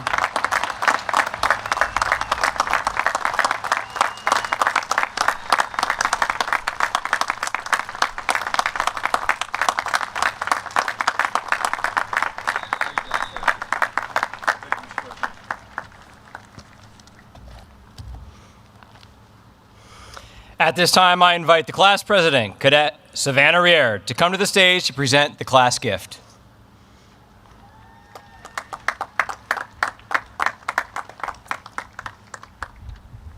Mr. President, on behalf of the class of 2026, I present you with this token of appreciation.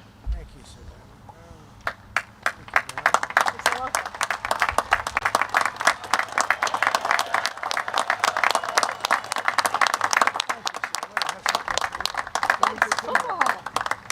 I can go put it back down there for you. I don't know if this is a good trade. This is for Savannah. Thank you. Thank you. Thank you so much. Thank you. Would you like me to put that back down there for you? Okay.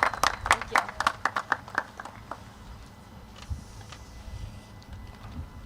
I am now pleased to introduce Dr. Amy Donahue, Provost and Chief Academic Officer, who will share remarks and present candidates for degrees. Please be seated.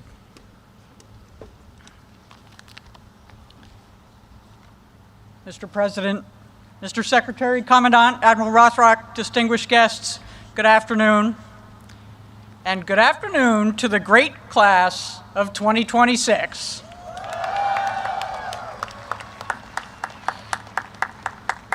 Before we make this official, I have 180 seconds for you on behalf of the faculty. Congratulations on reaching this day. It's a remarkable threshold, one you will remember forever as an indelible moment of triumph and promise. Today, you stand at the boundary between cadet and officer, between preparation and service, between keeping your eyes in the boat and being responsible for the performance of others. This boundary matters because today we celebrate.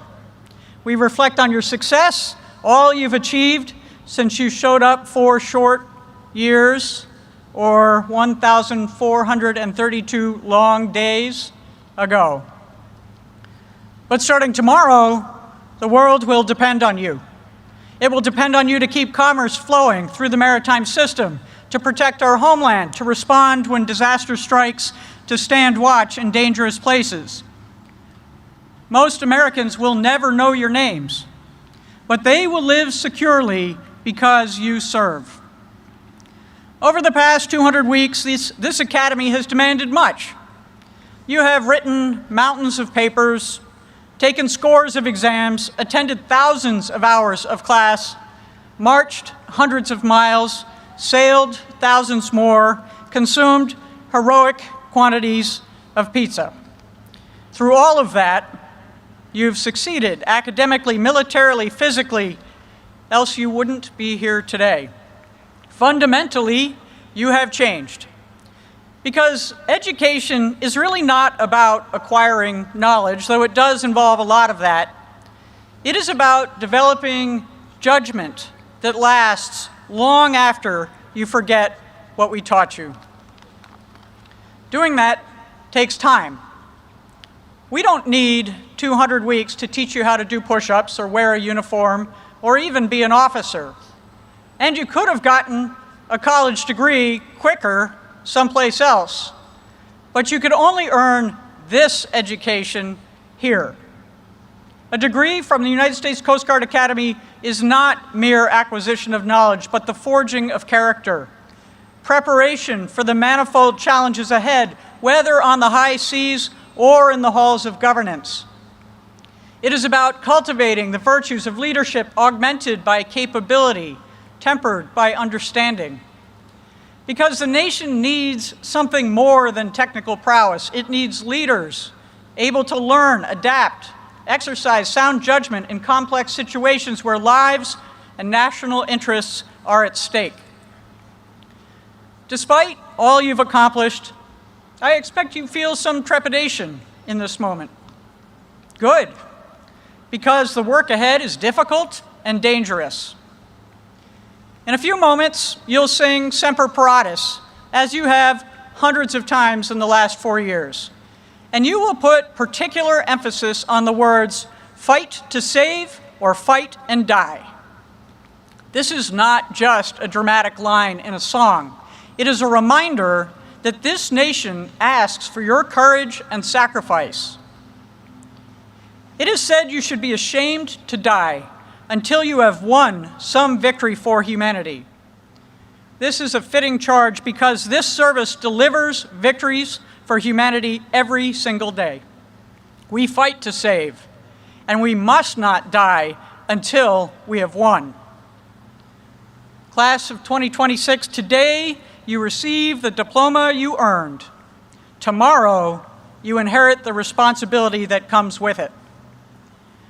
I'm about to present you to the superintendent to confer your degree. That sounds pretty procedural, but everyone here knows it is much more than that, because what it means is you are ready. And even if you don't quite feel it, trust us. After watching what you've endured, achieved, and become in 4 years, we are certain the world can depend on you. Thank you for what you and your families have done to earn our trust. Congratulations, class of 2026. We are proud of you. The Coast Guard needs you, and the nation is fortunate to have you.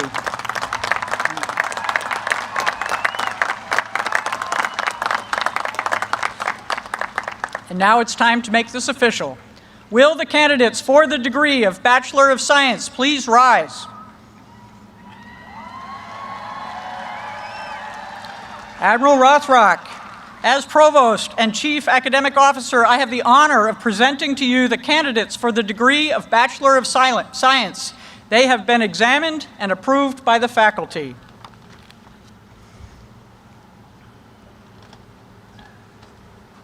By virtue of the authority vested in me, I now confer upon each of you the degree of Bachelor of Science and admit you to all its rights and privileges. Congratulations, 2026.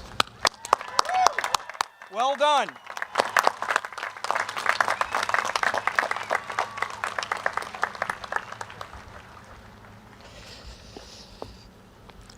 Well done. I am now pleased to introduce Captain Aaron Cassifant, the United States Coast Guard Academy's 39th Commandant of Cadets, who will present the candidates for commissioning as ensigns in the United States Coast Guard. Mr. President, Mr. Secretary, Admiral Lundy, Admiral Rothrock, ladies and gentlemen, members of the class of 2026, good afternoon. Admiral Lundy, as the Commandant of Cadets, I have the honor of presenting to you the candidates for the commission of ensign in the United States Coast Guard. They have met all military requirements and have successfully demonstrated competency as leaders of character in the Academy's 200-week leader development program. At this time, sir, I invite you to administer the oath of office to those being commissioned to the United States Coast Guard. Platform party, please rise.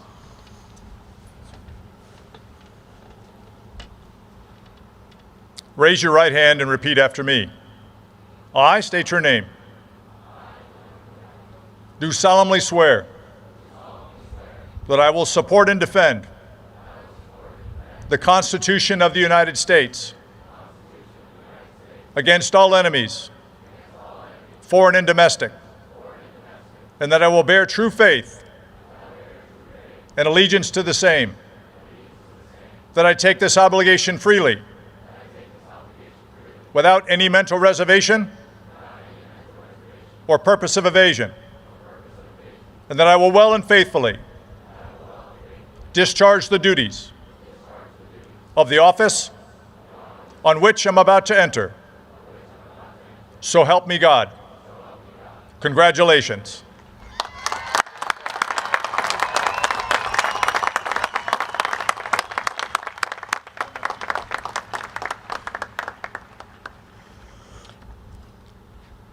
Thank you, Admiral Lundy. Ladies and gentlemen, please rise for the departure of the President. Tan hut! Those covered, hand salute.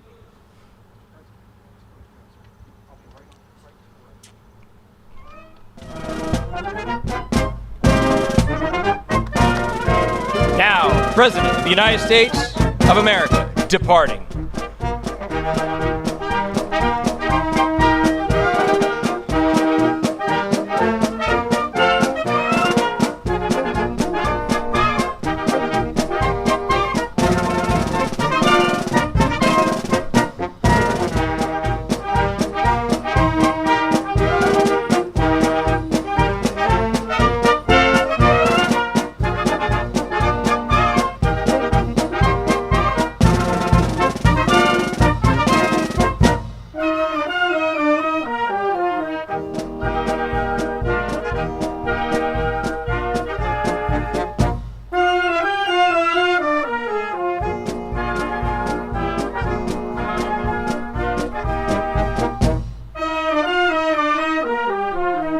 Ready, two.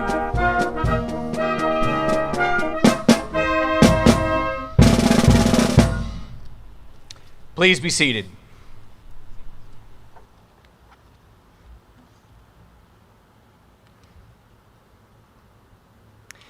Now, the United States Coast Guard Band, conducted by Chief Warrant Officer Jeffrey Spenner, will perform the Armed Forces Medley as arranged by Chief Musician Sean Nelson. All past and present members of the military are invited to stand as the band plays their respective anthem. The United States Army.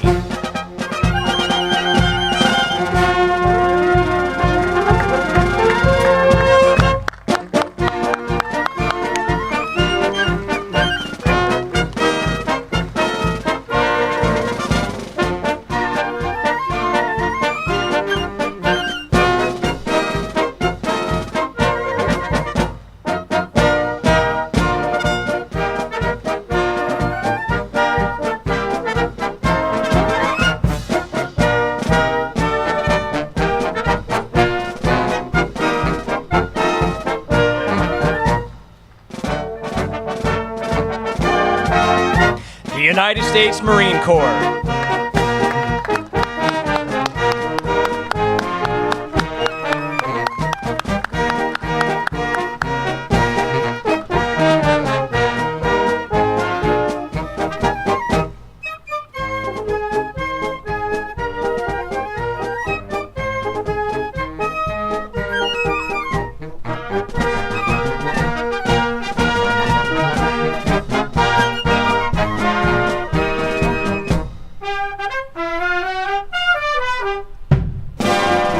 United States Navy.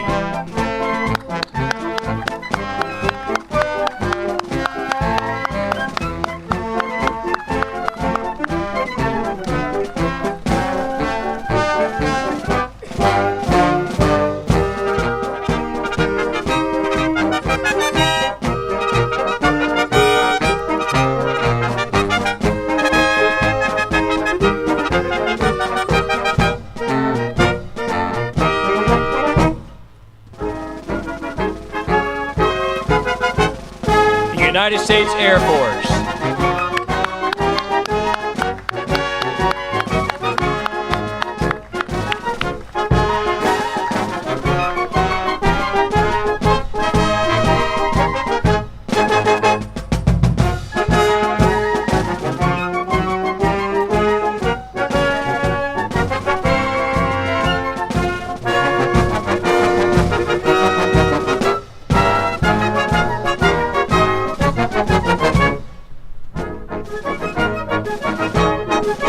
The United States Space Force.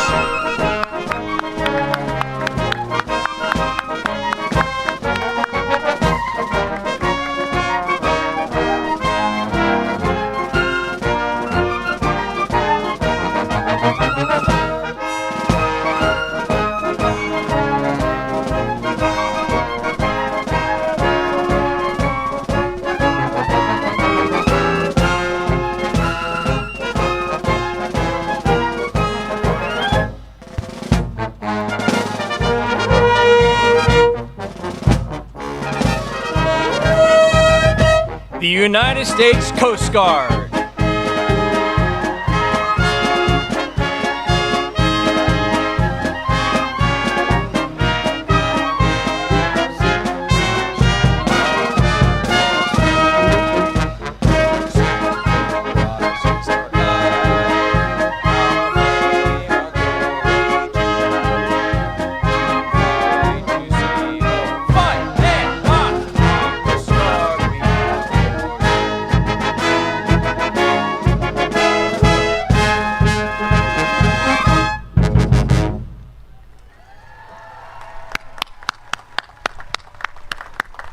Please take your seats.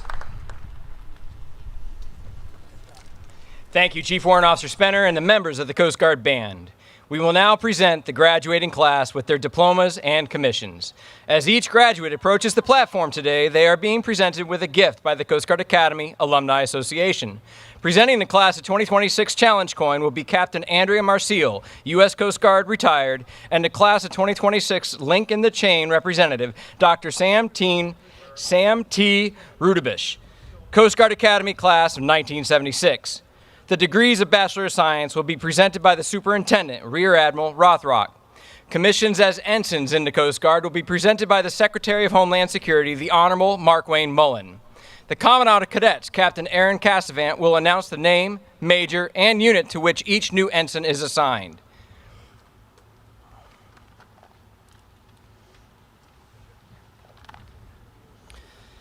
Since its founding in 1876, the United States Coast Guard Academy has graduated leaders of character in service to our nation. It is my deep personal honor to name each graduate, their academic major, and their future assignment.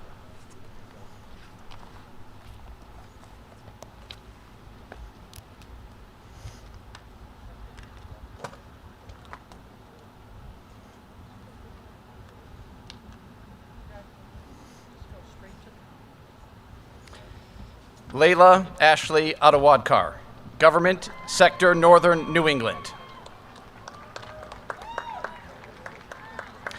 Brian Matthew Akalski, Electrical Engineering, Coast Guard Cutter William Trump.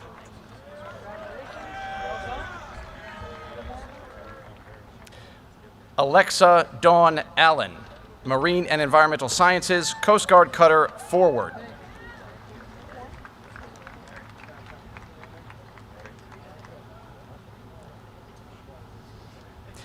Leomar Yosef Ayala Irizarry, Naval Architecture and Marine Engineering, Coast Guard Cutter William Sparley.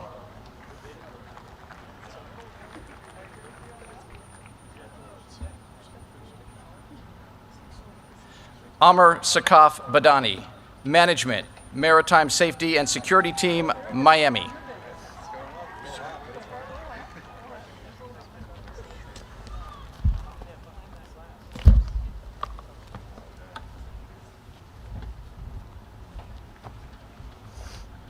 Layla Sophia Bomber, Management, Coast Guard Cutter Vigorous.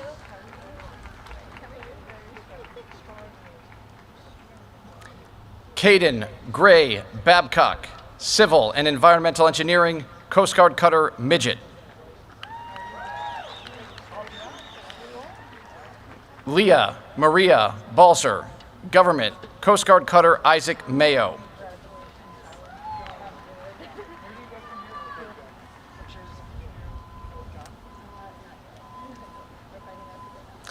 Jerry James Mansoure Bannock Gabel, Management, Coast Guard Cutter Forward.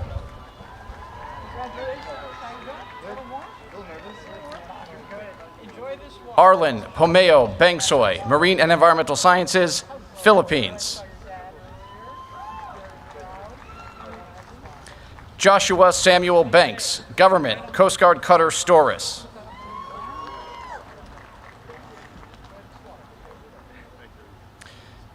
Bridget Arlette Bartz, Mechanical Engineering, Coast Guard Cutter Polar Star.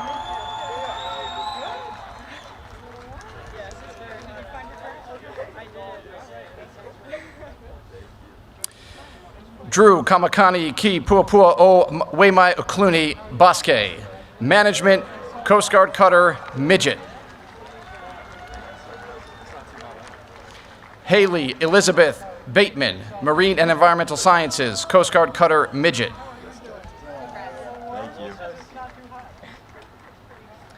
Jackson Nicholas Beal, Government, Coast Guard Cutter Eagle.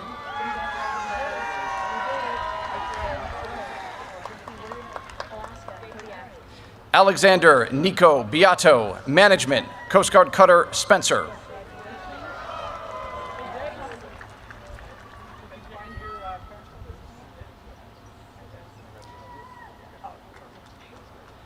Emma Olivia Beal, Operations Research and Data Analytics, Coast Guard Cutter Alex Haley.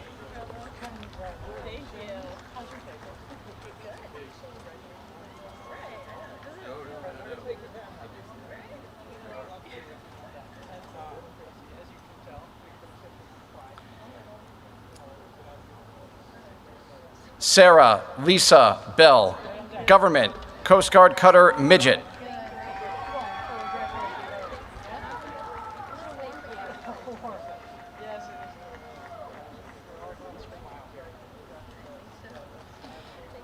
Kylie Cheyenne Bellaburk, Government, Basic Flight.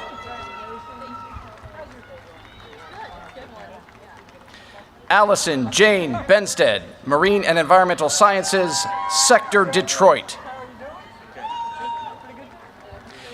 Diba Lailani Buyan, Marine and Environmental Sciences, Sector New York.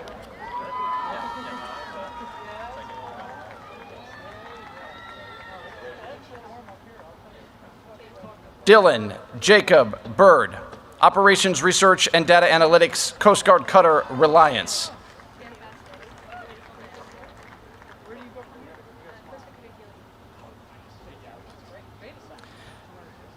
Tyler Matthew Bissett, Cyber Systems, Coast Guard Cutter Sycamore.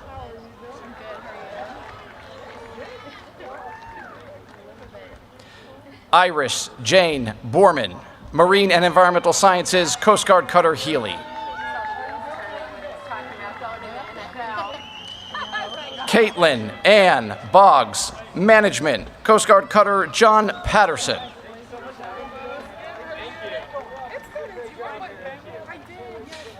David Michael Bolin Jr., Government, Coast Guard Cutter Edgar Culbertson.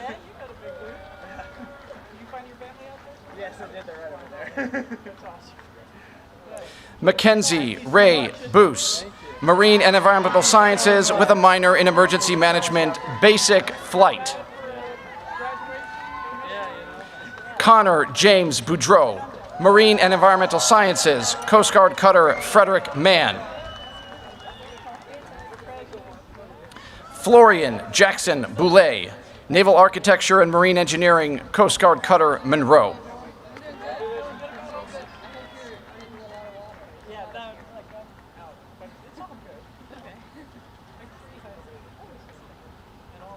Mercedes Grace Bowman, Government, Coast Guard Cutter Winslow Gresser.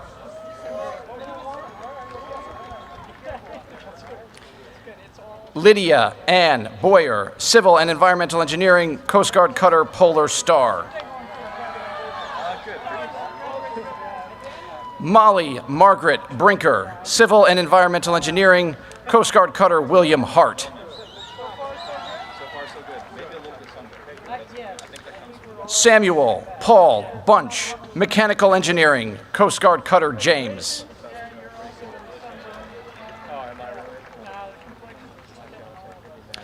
Jackson McEwing Burrows, Mechanical Engineering, Basic Flight.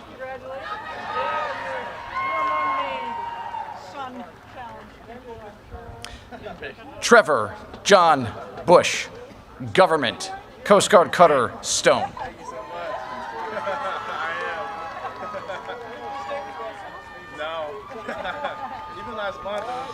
Andrew James Bazzelli, Management, Coast Guard Cutter James.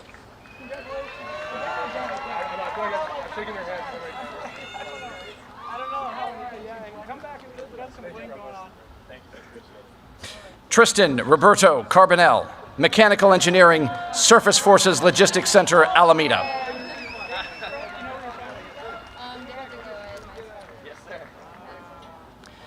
Benjamin Robbins Carlander, Mechanical Engineering, Basic Flight.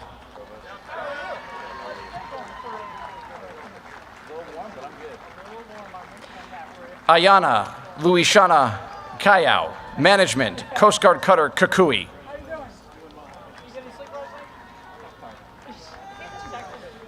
Preston Leo Sakati, Mechanical Engineering, Basic Flight.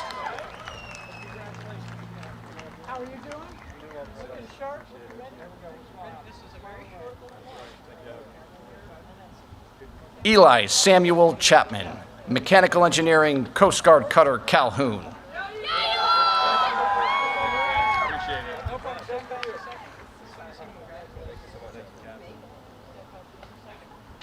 Joseph Ralph Chavez, Government, Sector Los Angeles, Long Beach.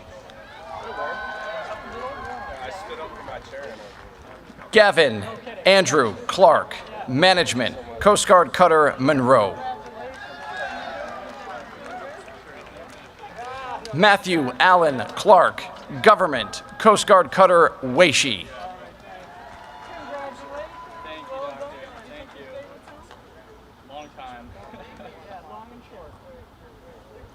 Taylor Dion Cole, Marine and Environmental Sciences with a minor in Emergency Management, Coast Guard Cutter Penobscot Bay. Matthew Thomas Condon, Cyber Systems, Coast Guard Cyber Command.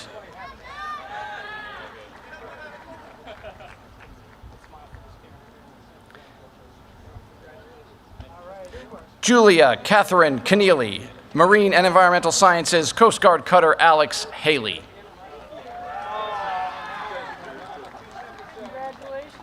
Jaden Thomas Coons, Marine and Environmental Sciences with a minor in Emergency Management, Coast Guard Cutter Nathan Bruckenthal. Gabriel Owen Cooper, Government, Coast Guard Cutter Bear.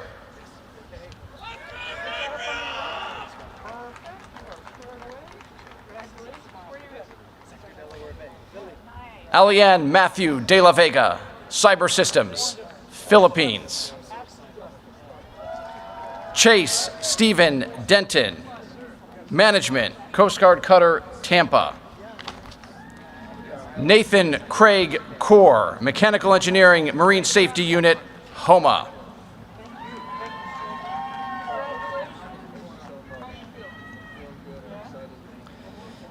Miguel Scott Cotto, Government, Sector Delaware Bay.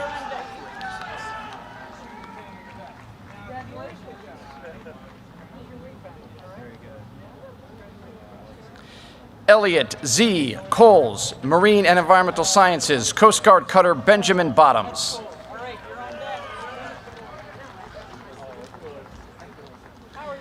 Morgan Joseph Coyle, Mechanical Engineering, Coast Guard Cutter Hamilton.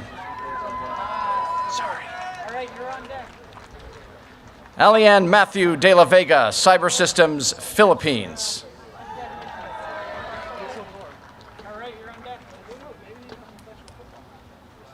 Yeah, maybe so. Maybe so. You got called out. Yeah, that was an interesting moment. Chase Stephen Denton, Management, Coast Guard Cutter Tampa.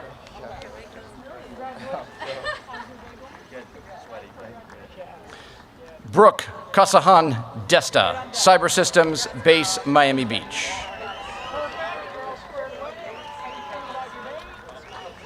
Carl Sebastian DiGiorgio, Management, Maritime Safety and Security Team, Kings Bay. Leonara Eleni Shoned Ducat, Electrical Engineering, Coast Guard Cutter Polar Star. Benjamin Shaw Dush, Naval Architecture and Marine Engineering, Surface Forces Logistics Center, Alameda. Ethan Kai Easley, Marine and Environmental Sciences with a minor in Emergency Management, Coast Guard Cutter Daniel Tarr. Grace Gilliland Edmondson, Cyber Systems, Coast Guard Cyber Command. Michael Lee Edwards, Operations Research and Data Analytics, Coast Guard Cutter Hamilton. Helena Moani Kea'a Okaha Vapuhi Farias. Management, Coast Guard Cutter Stratton. Luke Michael Farrell, Civil and Environmental Engineering Training Center, Cape May. Nathan Ryan Fitt, Management, Coast Guard Cutter James.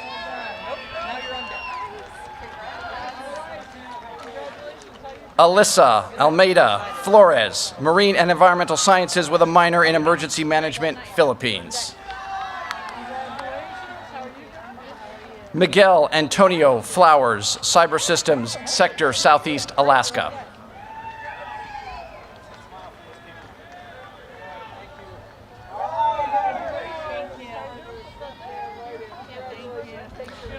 Madeline Rose Fontana, Electrical Engineering, Coast Guard Cutter Calhoun.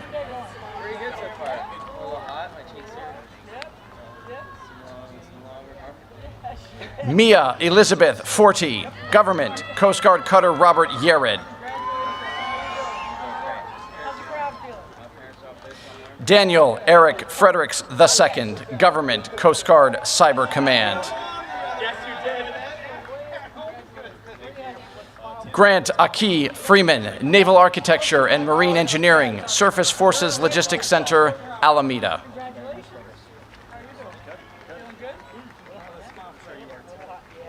Charles Aaron Gaines, Management, Coast Guard Cutter, Tampa.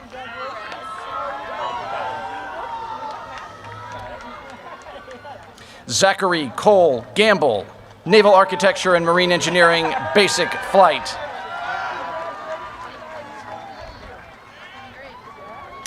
Aiden Antonio Garcia, Marine and Environmental Sciences, Coast Guard Cutter Weishi. Molly Ruth Garrett, Civil and Environmental Engineering, Coast Guard Cutter Hickory. Daniel Patrick Reagan Gibson, Cyber Systems, Coast Guard Cyber Command. Verlin Alexia Gibson, Cyber Systems, Guyana.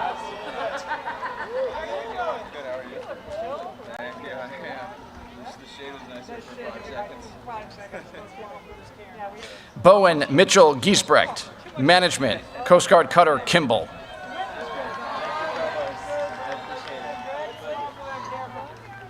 Cale James Gottschalk, Operations Research and Data Analytics, Coast Guard Cutter Hamilton. Joshua Devin Golden, Electrical Engineering, Coast Guard Cutter Harriet Lane. Right there, got it.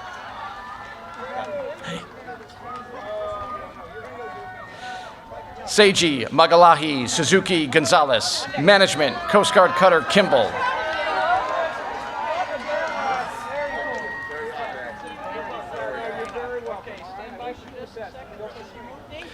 Margaret Ika Gorman, Cyber Systems, Coast Guard Cutter Forward.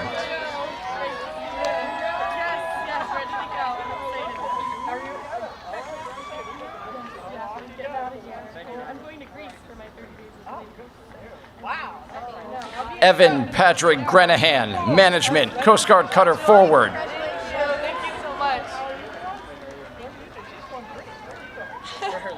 Isabel Iris Grimm, Civil and Environmental Engineering, Coast Guard Cutter Harriet Lane.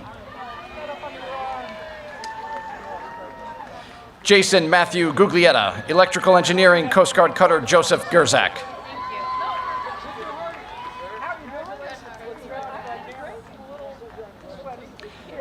Razy Hannah Guillory, Management, Basic Flight.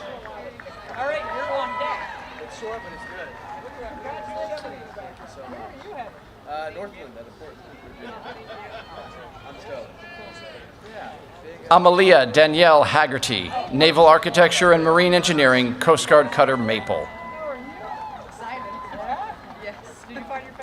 Jacob Wayne Hardy, Operations Research and Data Analytics, Coast Guard Cutter Northland.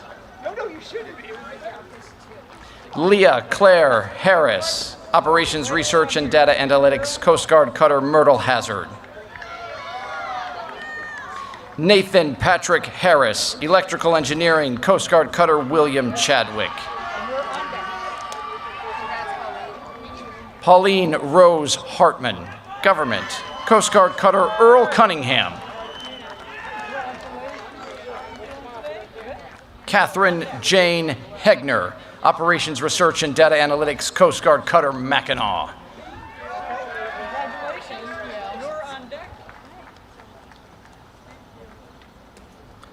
Lauren Rose Henry, Government, Coast Guard Cutter Roland Fritsch. Mackenzie Suzanne Hilden, Marine and Environmental Sciences, Coast Guard Cutter Willow. Paul Thomas Hobbs, Government, Sector Columbia River.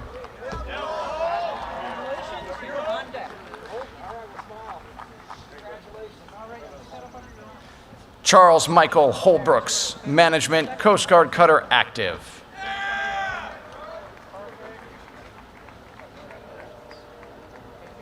Hudson Dana Holden, Electrical Engineering, Coast Guard Cutter Weishi.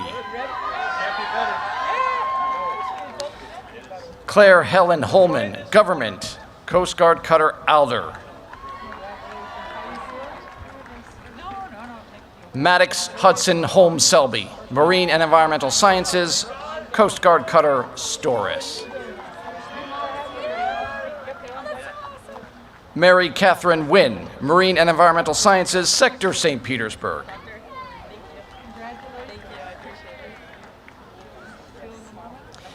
Adrian Justin Ilalau, Marine and Environmental Sciences, Palau.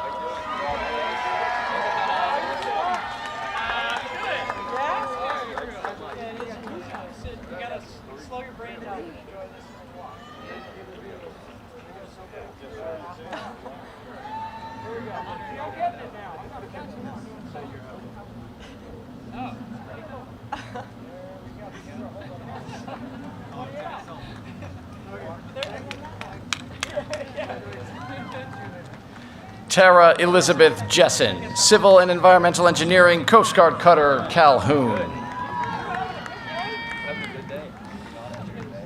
Giselle Melinda Johnson, Cyber Systems, Basic Flight. James Ed Johnson, Civil and Environmental Engineering, Coast Guard Cutter Jacob Poru. Nathaniel Owen Johnson, Operations Research and Data Analytics, Coast Guard Cutter Monroe. Philip Joseph Jones, Government, Coast Guard Cutter Stone. Isabella Marie Judge, Civil and Environmental Engineering, Coast Guard Cutter Thetis.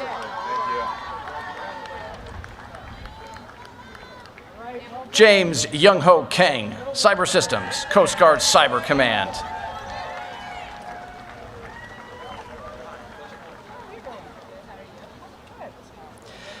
Andrew James Cahias, Mechanical Engineering, Coast Guard Cutter Storis.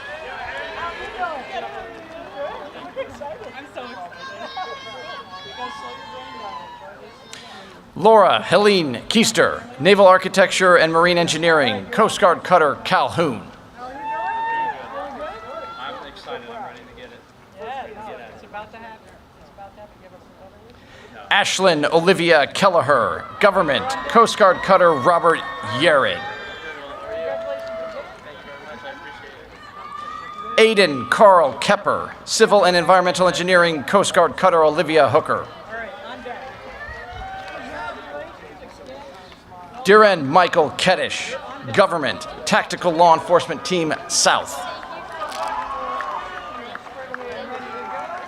Derek Kim, Management, Coast Guard Cutter Seneca.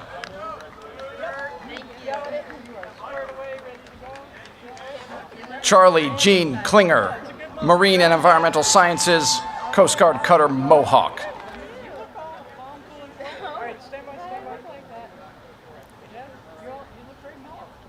Elena Teresa Koenig, Electrical Engineering, Sector Puget Sound.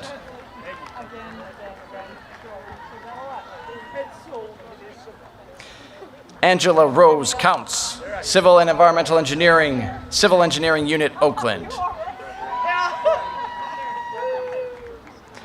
Cameron William Cosma, Government, Marine Safety and Security Team, New York. Thank you. Sarah Catherine Krajewski, Management, Coast Guard Cutter Elm.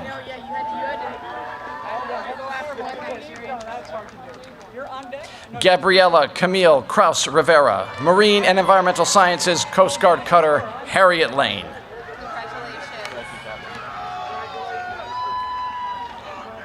Liam Wyatt Cooperman, Mechanical Engineering, Coast Guard Cutter Active.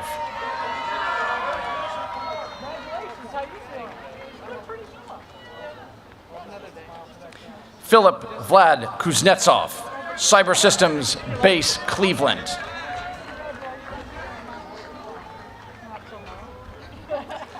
Logan Alexander Kwan, Operations Research and Data Analytics, Coast Guard Cutter Kimball. Cadence Glenn Langton, Marine and Environmental Sciences, Coast Guard Cutter Spencer.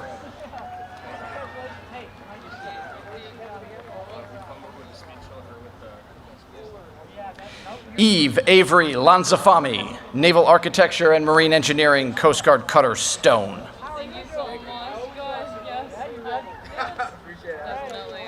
Matthew Joseph Lanzalata, Marine and Environmental Sciences, Basic Flight.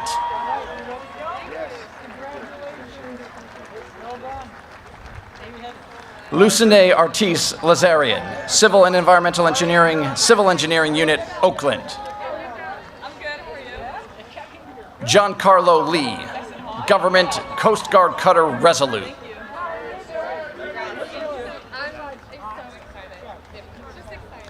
Carrie Sheridan Lee, Mechanical Engineering, Coast Guard Cutter Midget.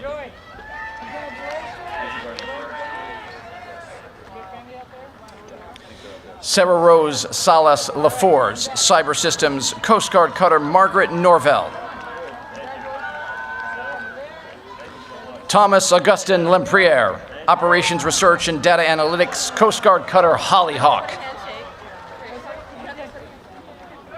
Michael Anthony Leone, Mechanical Engineering, Coast Guard Cutter Hamilton. Jenna Marcel Lewandowski, Government, Coast Guard Cutter Hamilton.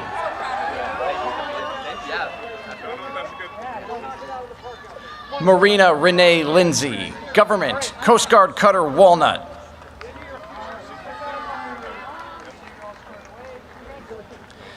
Kyle Lawrence Liscombe, Civil and Environmental Engineering, Coast Guard Cutter Nathan Bruckenthal. Jaden Shondell Lomax, Marine and Environmental Sciences, Coast Guard Cutter Mohawk. Madison Olivia Meliora Long, Cyber Systems, Coast Guard Cutter Douglas Denman.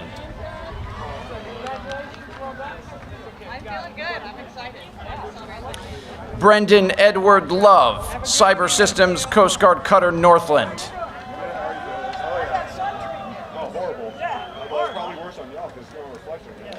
Taylor Ann Lynch, Mechanical Engineering, Coast Guard Cutter Juniper.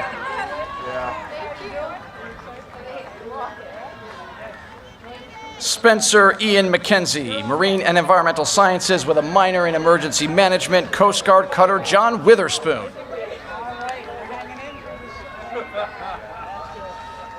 Alexandra May Mallison, Marine and Environmental Sciences, Basic Flight. Victoria Marie Mancini, Government, Sector Eastern Great Lakes.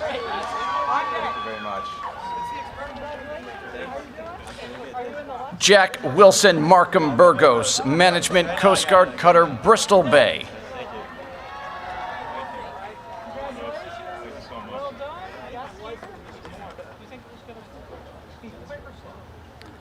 Joseph Paul Marshall, Operations Research and Data Analytics, Sector North Carolina.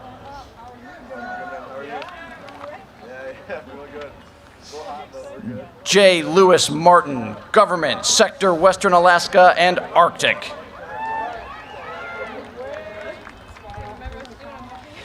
Edward Emmanuel Mussel, Government Coast Guard Cutter Alert. Abby Teresa McAllister, Government Coast Guard Cutter Willow.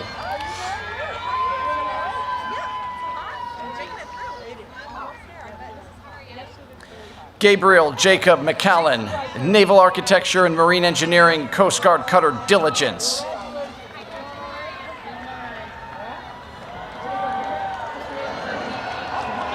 Caitlin Elizabeth McCallion, Marine and Environmental Sciences with a minor in Emergency Management, Sector Charleston. Ella Grace McLaughlin, Marine Environmental Sciences, Coast Guard Cutter Tahoma.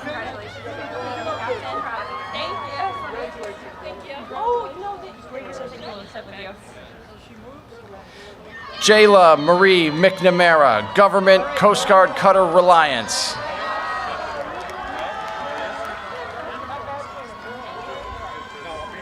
Lauren Abigail Mellon, Government Coast Guard Cutter Polar Star.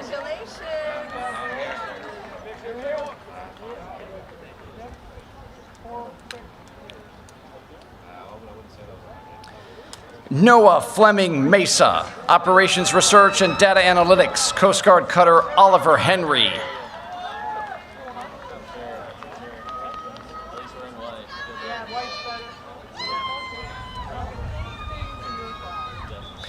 Tyler Braden McCulloch, Management, Coast Guard Cutter James. Harrison Scott Milbert, Operations Research and Data Analytics, Basic Flight. Thank you very much. I'm super excited. Aiden Paul Miles, Management, Coast Guard Cutter Tampa.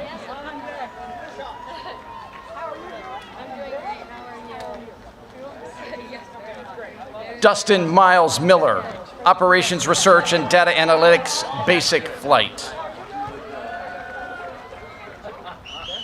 Hazel Ann Mitrick, Naval Architecture and Marine Engineering, Sector San Francisco.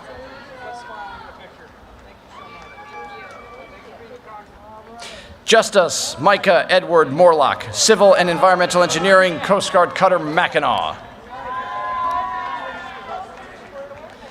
Kimber Lynn I. Mooring, Operations Research and Data Analytics, Basic Flight.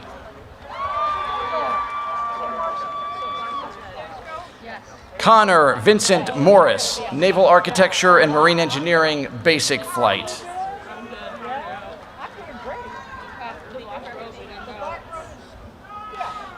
Madison Olivia Murphy, Naval Architecture and Marine Engineering, Sector Mobile. Maura Elizabeth Murphy, Cyber Systems, Coast Guard Cutter Escanaba.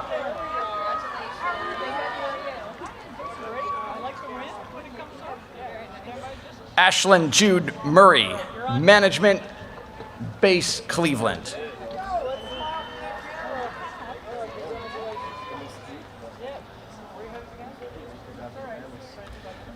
Claire K. Milikowski, Civil and Environmental Engineering, Coast Guard Cutter Maple. Adam Matthew Nahara, Management, Coast Guard Cutter Alex Haley.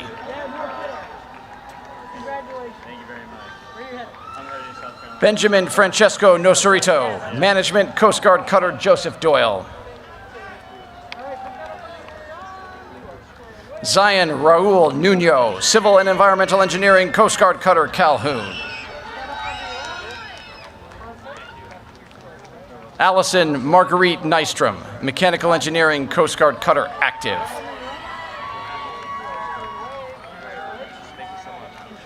Blaze Anthony Oding, Mechanical Engineering, Sector St. Petersburg.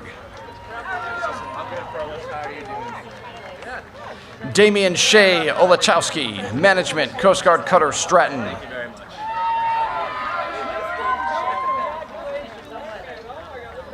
Michael Russell Orsolak, Mechanical Engineering, Coast Guard Cutter Hollyhock.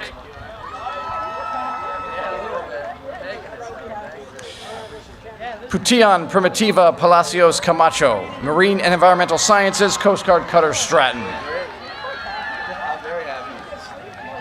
I got some sleep today. Kevin James Pandorf, Management, Coast Guard Cutter Raymond Evans. Elijah John Parent, Management, Coast Guard Cutter Robert Ward. Dylan Jesse Park, Civil and Environmental Engineering, Civil Engineering Unit, Honolulu.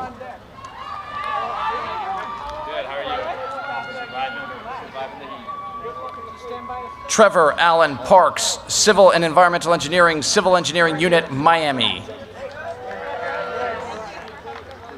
Victor Zoe Parks, Cyber Systems, Coast Guard Cutter, Kimball.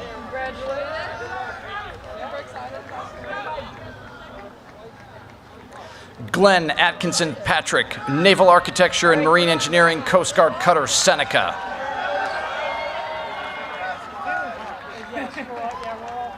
Savannah Delane Pearson, Government, Coast Guard Cutter, Vigorous.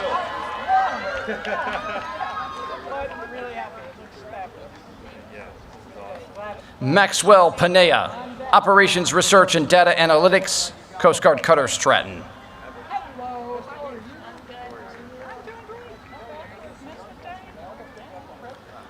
Luke Michael Persifield, Mechanical Engineering, Basic Flight.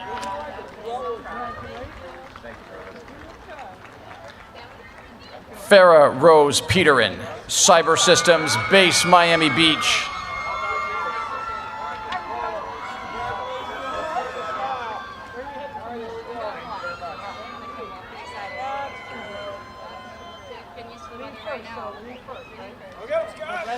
William Joseph Peterson, Government, Coast Guard Cutter, Healy.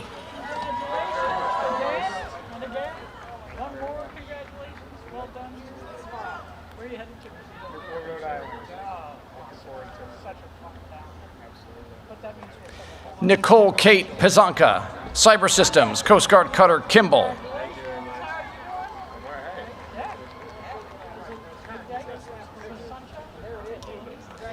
Charles Sullivan Pohl, Naval Architecture and Marine Engineering, Coast Guard Cutter, Campbell.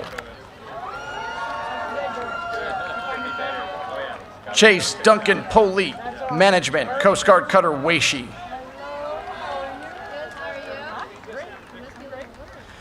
Raymond James Pretty, Government, Sector New Orleans.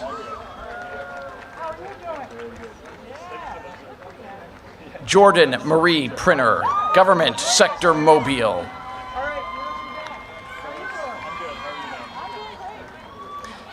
John Sumner Putnam, Government, Coast Guard Cutter, Bailey Barco.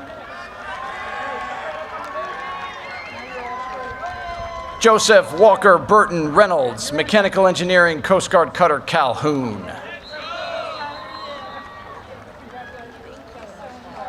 Thomas Michael Rhodes, Government, Basic Flight.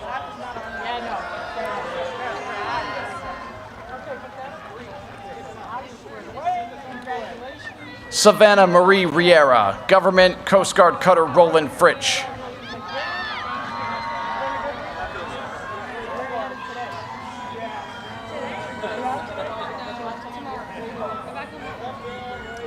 Elena Catherine Riggs, Marine and Environmental Sciences with a minor in Emergency Management, Coast Guard Cutter, Harriet Lane.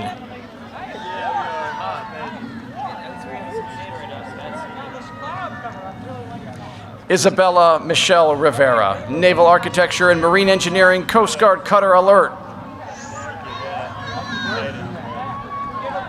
Tristan Jackson Robledo Thompson, Government, Coast Guard Cutter, Sequoia.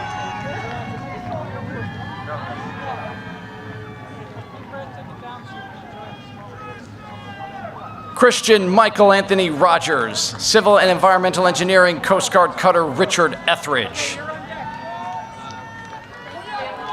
Alexander John Rodriguez, Naval Architecture and Marine Engineering, Coast Guard Cutter, Weishi. Morgan Jean Rogaki, Electrical Engineering, Coast Guard Cutter, Stone.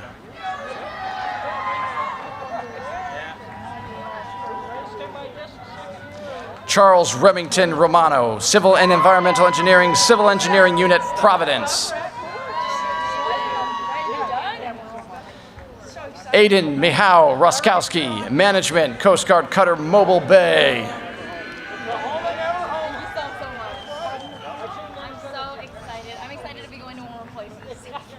Mirabella Constance Rowan, Civil and Environmental Engineering, Facilities Design and Construction Center, Norfolk.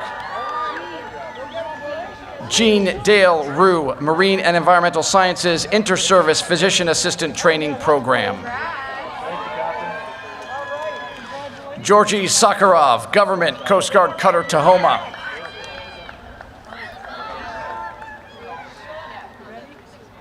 Napoleon Buendia Salian, Civil and Environmental Engineering, Civil Engineering Unit, Juneau.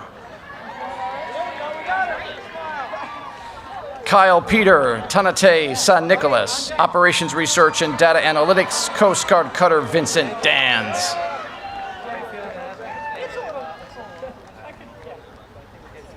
Cami D. Schaffelberger, Operations Research and Data Analytics, Coast Guard Cutter, Berthoff.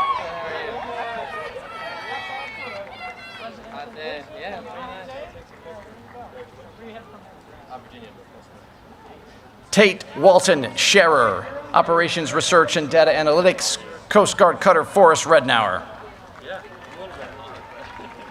Jack Matthew Schmidt, Marine and Environmental Sciences, Coast Guard Cutter, Spencer.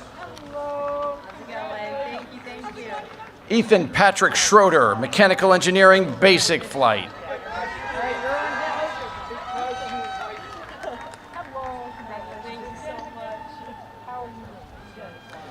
Isabelita Desiree Sekulovich, Government, Coast Guard Cutter, Richard Etheridge. Claire Elizabeth Semerod, Marine and Environmental Sciences, Coast Guard Cutter, Stratton. Michael Paul Schenk, Civil and Environmental Engineering, Coast Guard Cutter, Bear. Riley Jean Shipman, Civil and Environmental Engineering, Coast Guard Cutter, Thetis. Christian Jacob Short, Marine and Environmental Sciences, Coast Guard Cutter, Diligence. Kai Patrick Schuster, Mechanical Engineering, Coast Guard Cutter, Berthoff.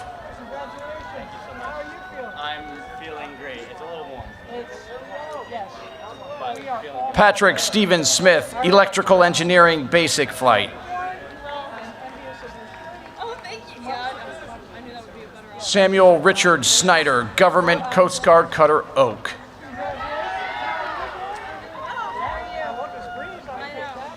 Gina Sophia Sobanovsky, Management, Coast Guard Cutter, Bear.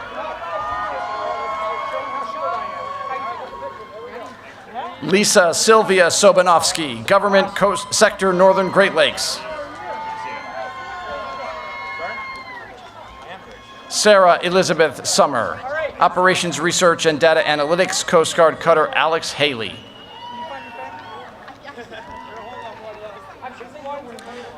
William Dominic Spada, Government, Basic Flight.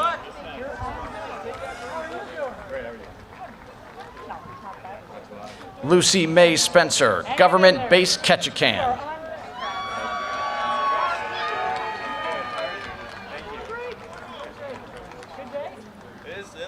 Jack Michael Spinato, Management, Coast Guard Cutter, Northland.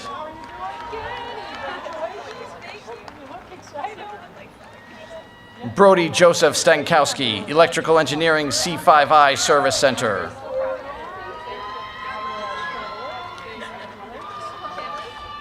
Piper Noel Stevens, Management, Coast Guard Cutter, Midget.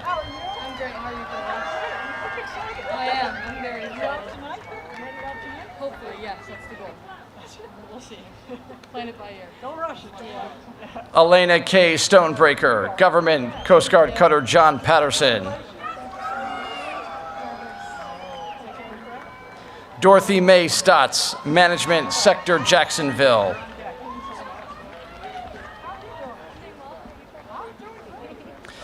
Maureen Joyce Sussman, Management, Coast Guard Cutter, Polar Star.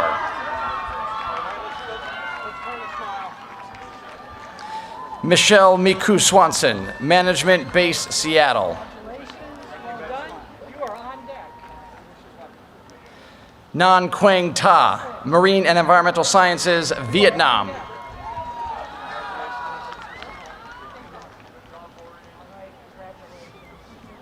Ethan Nicholas Tabbitt, Civil and Environmental Engineering, Civil Engineering Unit, Miami. Alexis Marie Taylor, Government, Coast Guard Cutter, Hamilton.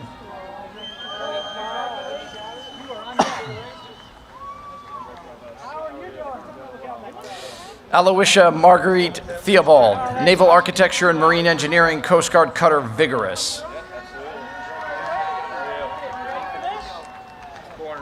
Alexander Thomas Thissell, Government, Coast Guard Cutter, Northland.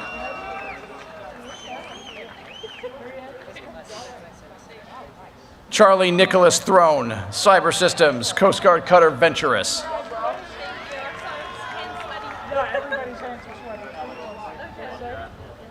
Samson Estenfor, Thai, Cyber Systems, C5I Service Center. Catherine Elizabeth Talapa, Management, Coast Guard Cutter, Cyprus.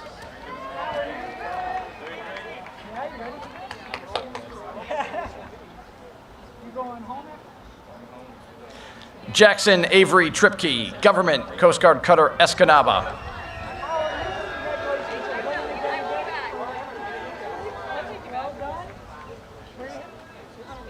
Sunkai Seng, Government, Taiwan.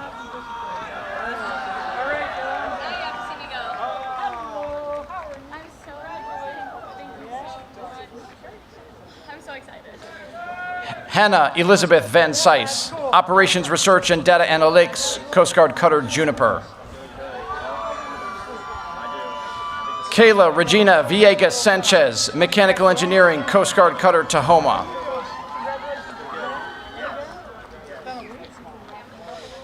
Colin Francis Visley, Cyber Systems, Coast Guard Cutter, Mohawk.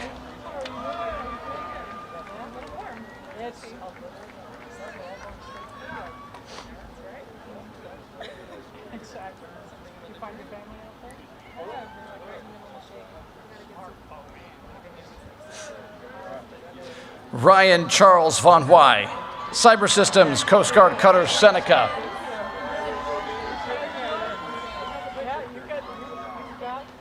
Dana Autumn Walker, Management, Sector New Orleans.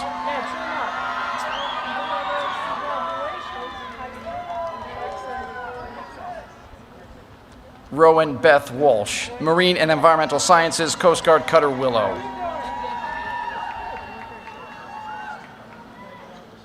Charlotte Emmerin Waring, Mechanical Engineering, Sector New York.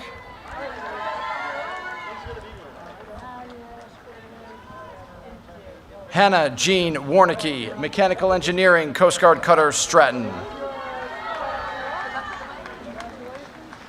Tealani Tessa Wasson, Management, Coast Guard Cutter, Forrest Rednauer. Caden Luther Waters, Cyber Systems, Coast Guard Cutter, John McCormick.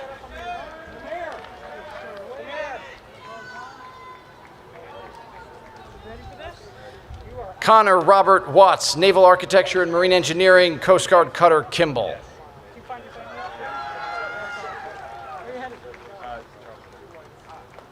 Brennan Avery Whalen, Cyber Systems, Coast Guard Cutter, Mohawk.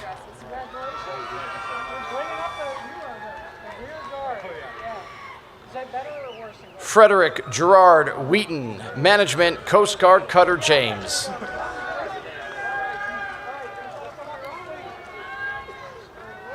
Mason Gage White, Operations Research and Data Analytics, Coast Guard Cutter, David Duran. Bradley McIntosh Whiteway, Mechanical Engineering, Coast Guard Cutter, James. Claire Isabel Weiss, Operations Research and Data Analytics, Coast Guard Cutter, Venturous.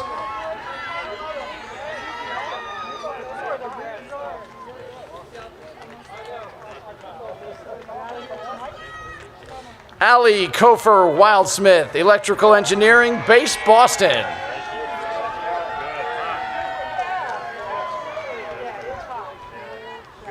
Arwen Shea Wise, Mechanical Engineering, Sector Lake, Michigan. William Edward Wolf, Operations Research and Data Analytics, Basic Flight. Kyle Preston Wong, Civil and Environmental Engineering, Civil Engineering Unit, Cleveland.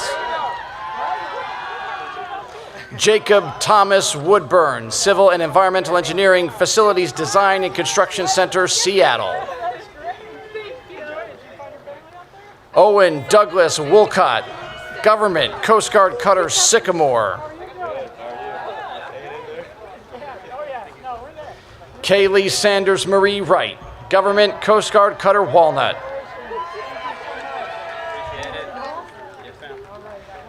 Daniel Young E., Cyber Systems, Coast Guard Cyber Command.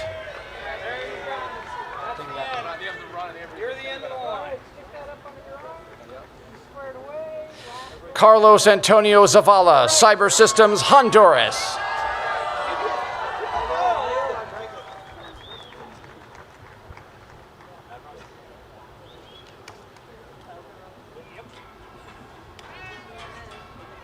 Luke Dylan Zielinski, Management, Coast Guard Cutter Oliver Berry.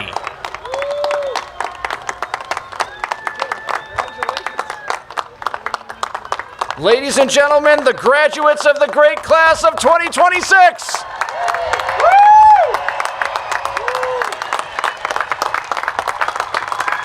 Thanks, sir.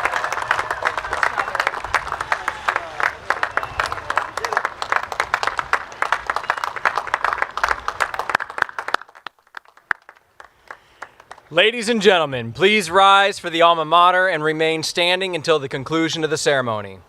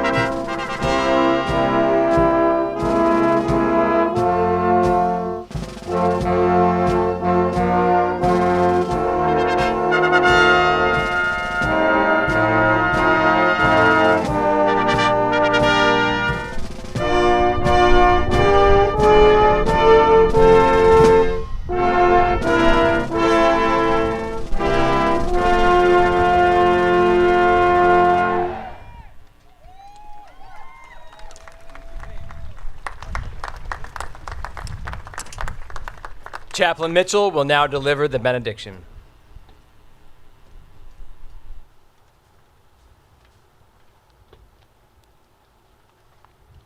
Let us pray.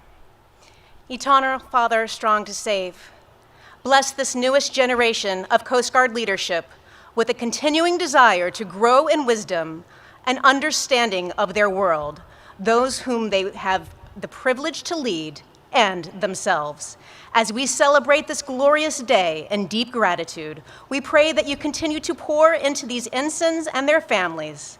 Bless our great country, our United States Coast Guard, our graduates, and their families. We pray this in your most holy and precious name. Amen.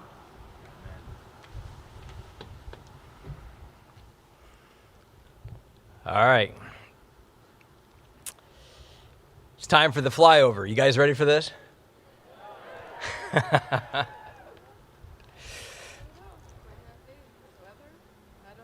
don't know.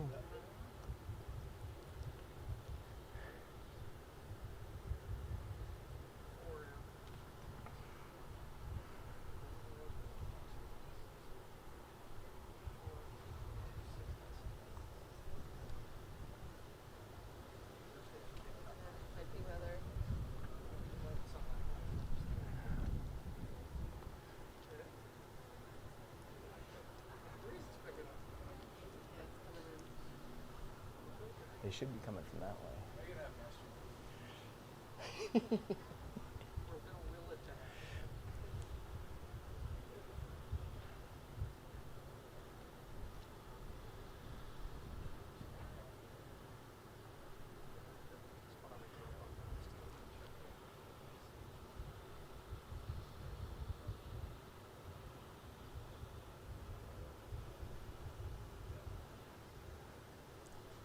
I see them.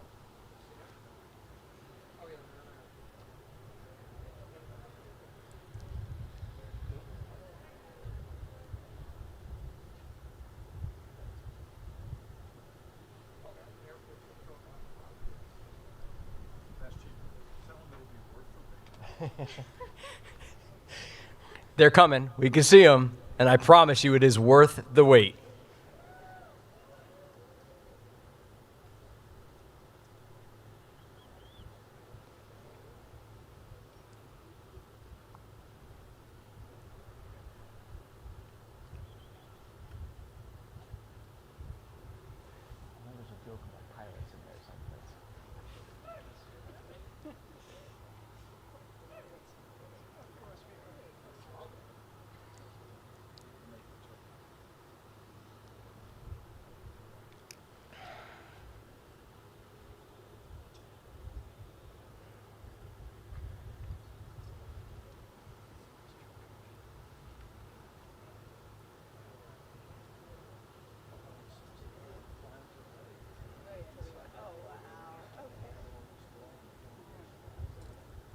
Wow.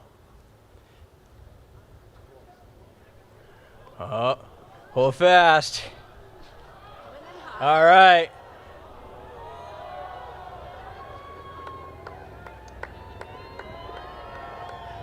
All right, ensigns of the class of 2026, you may now divest yourselves of all symbols of cadet life.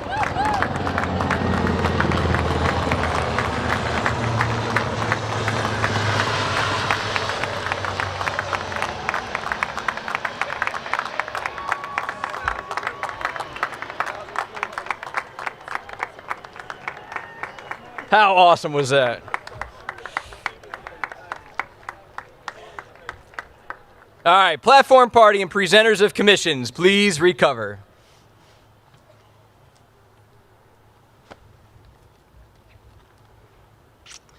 Audience, please remain in place until the departure of the official party, the playing of Stars and Stripes Forever, and the recessional. New ensigns and other military personnel, attend hut. Those covered, hand salute. Now, Coast Guard departing.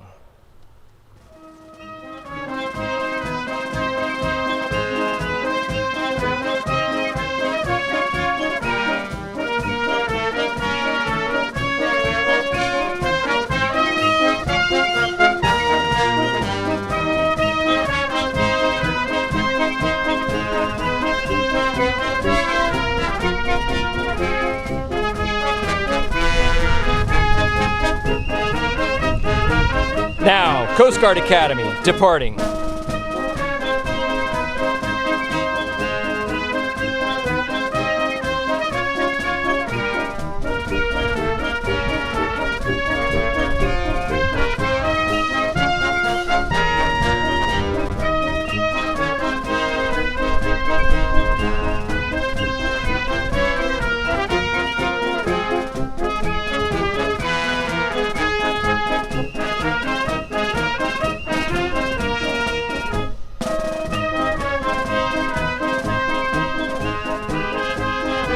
Ready, two. Ladies and gentlemen, due to security requirements, the area behind the end zone to my right is secured to all personnel. Previously, your ensigns were encouraged to meet you at a previously designated spot to change out shoulder boards and take pictures. The football field will need to be cleared. Mace bearer, the 145th... Sorry.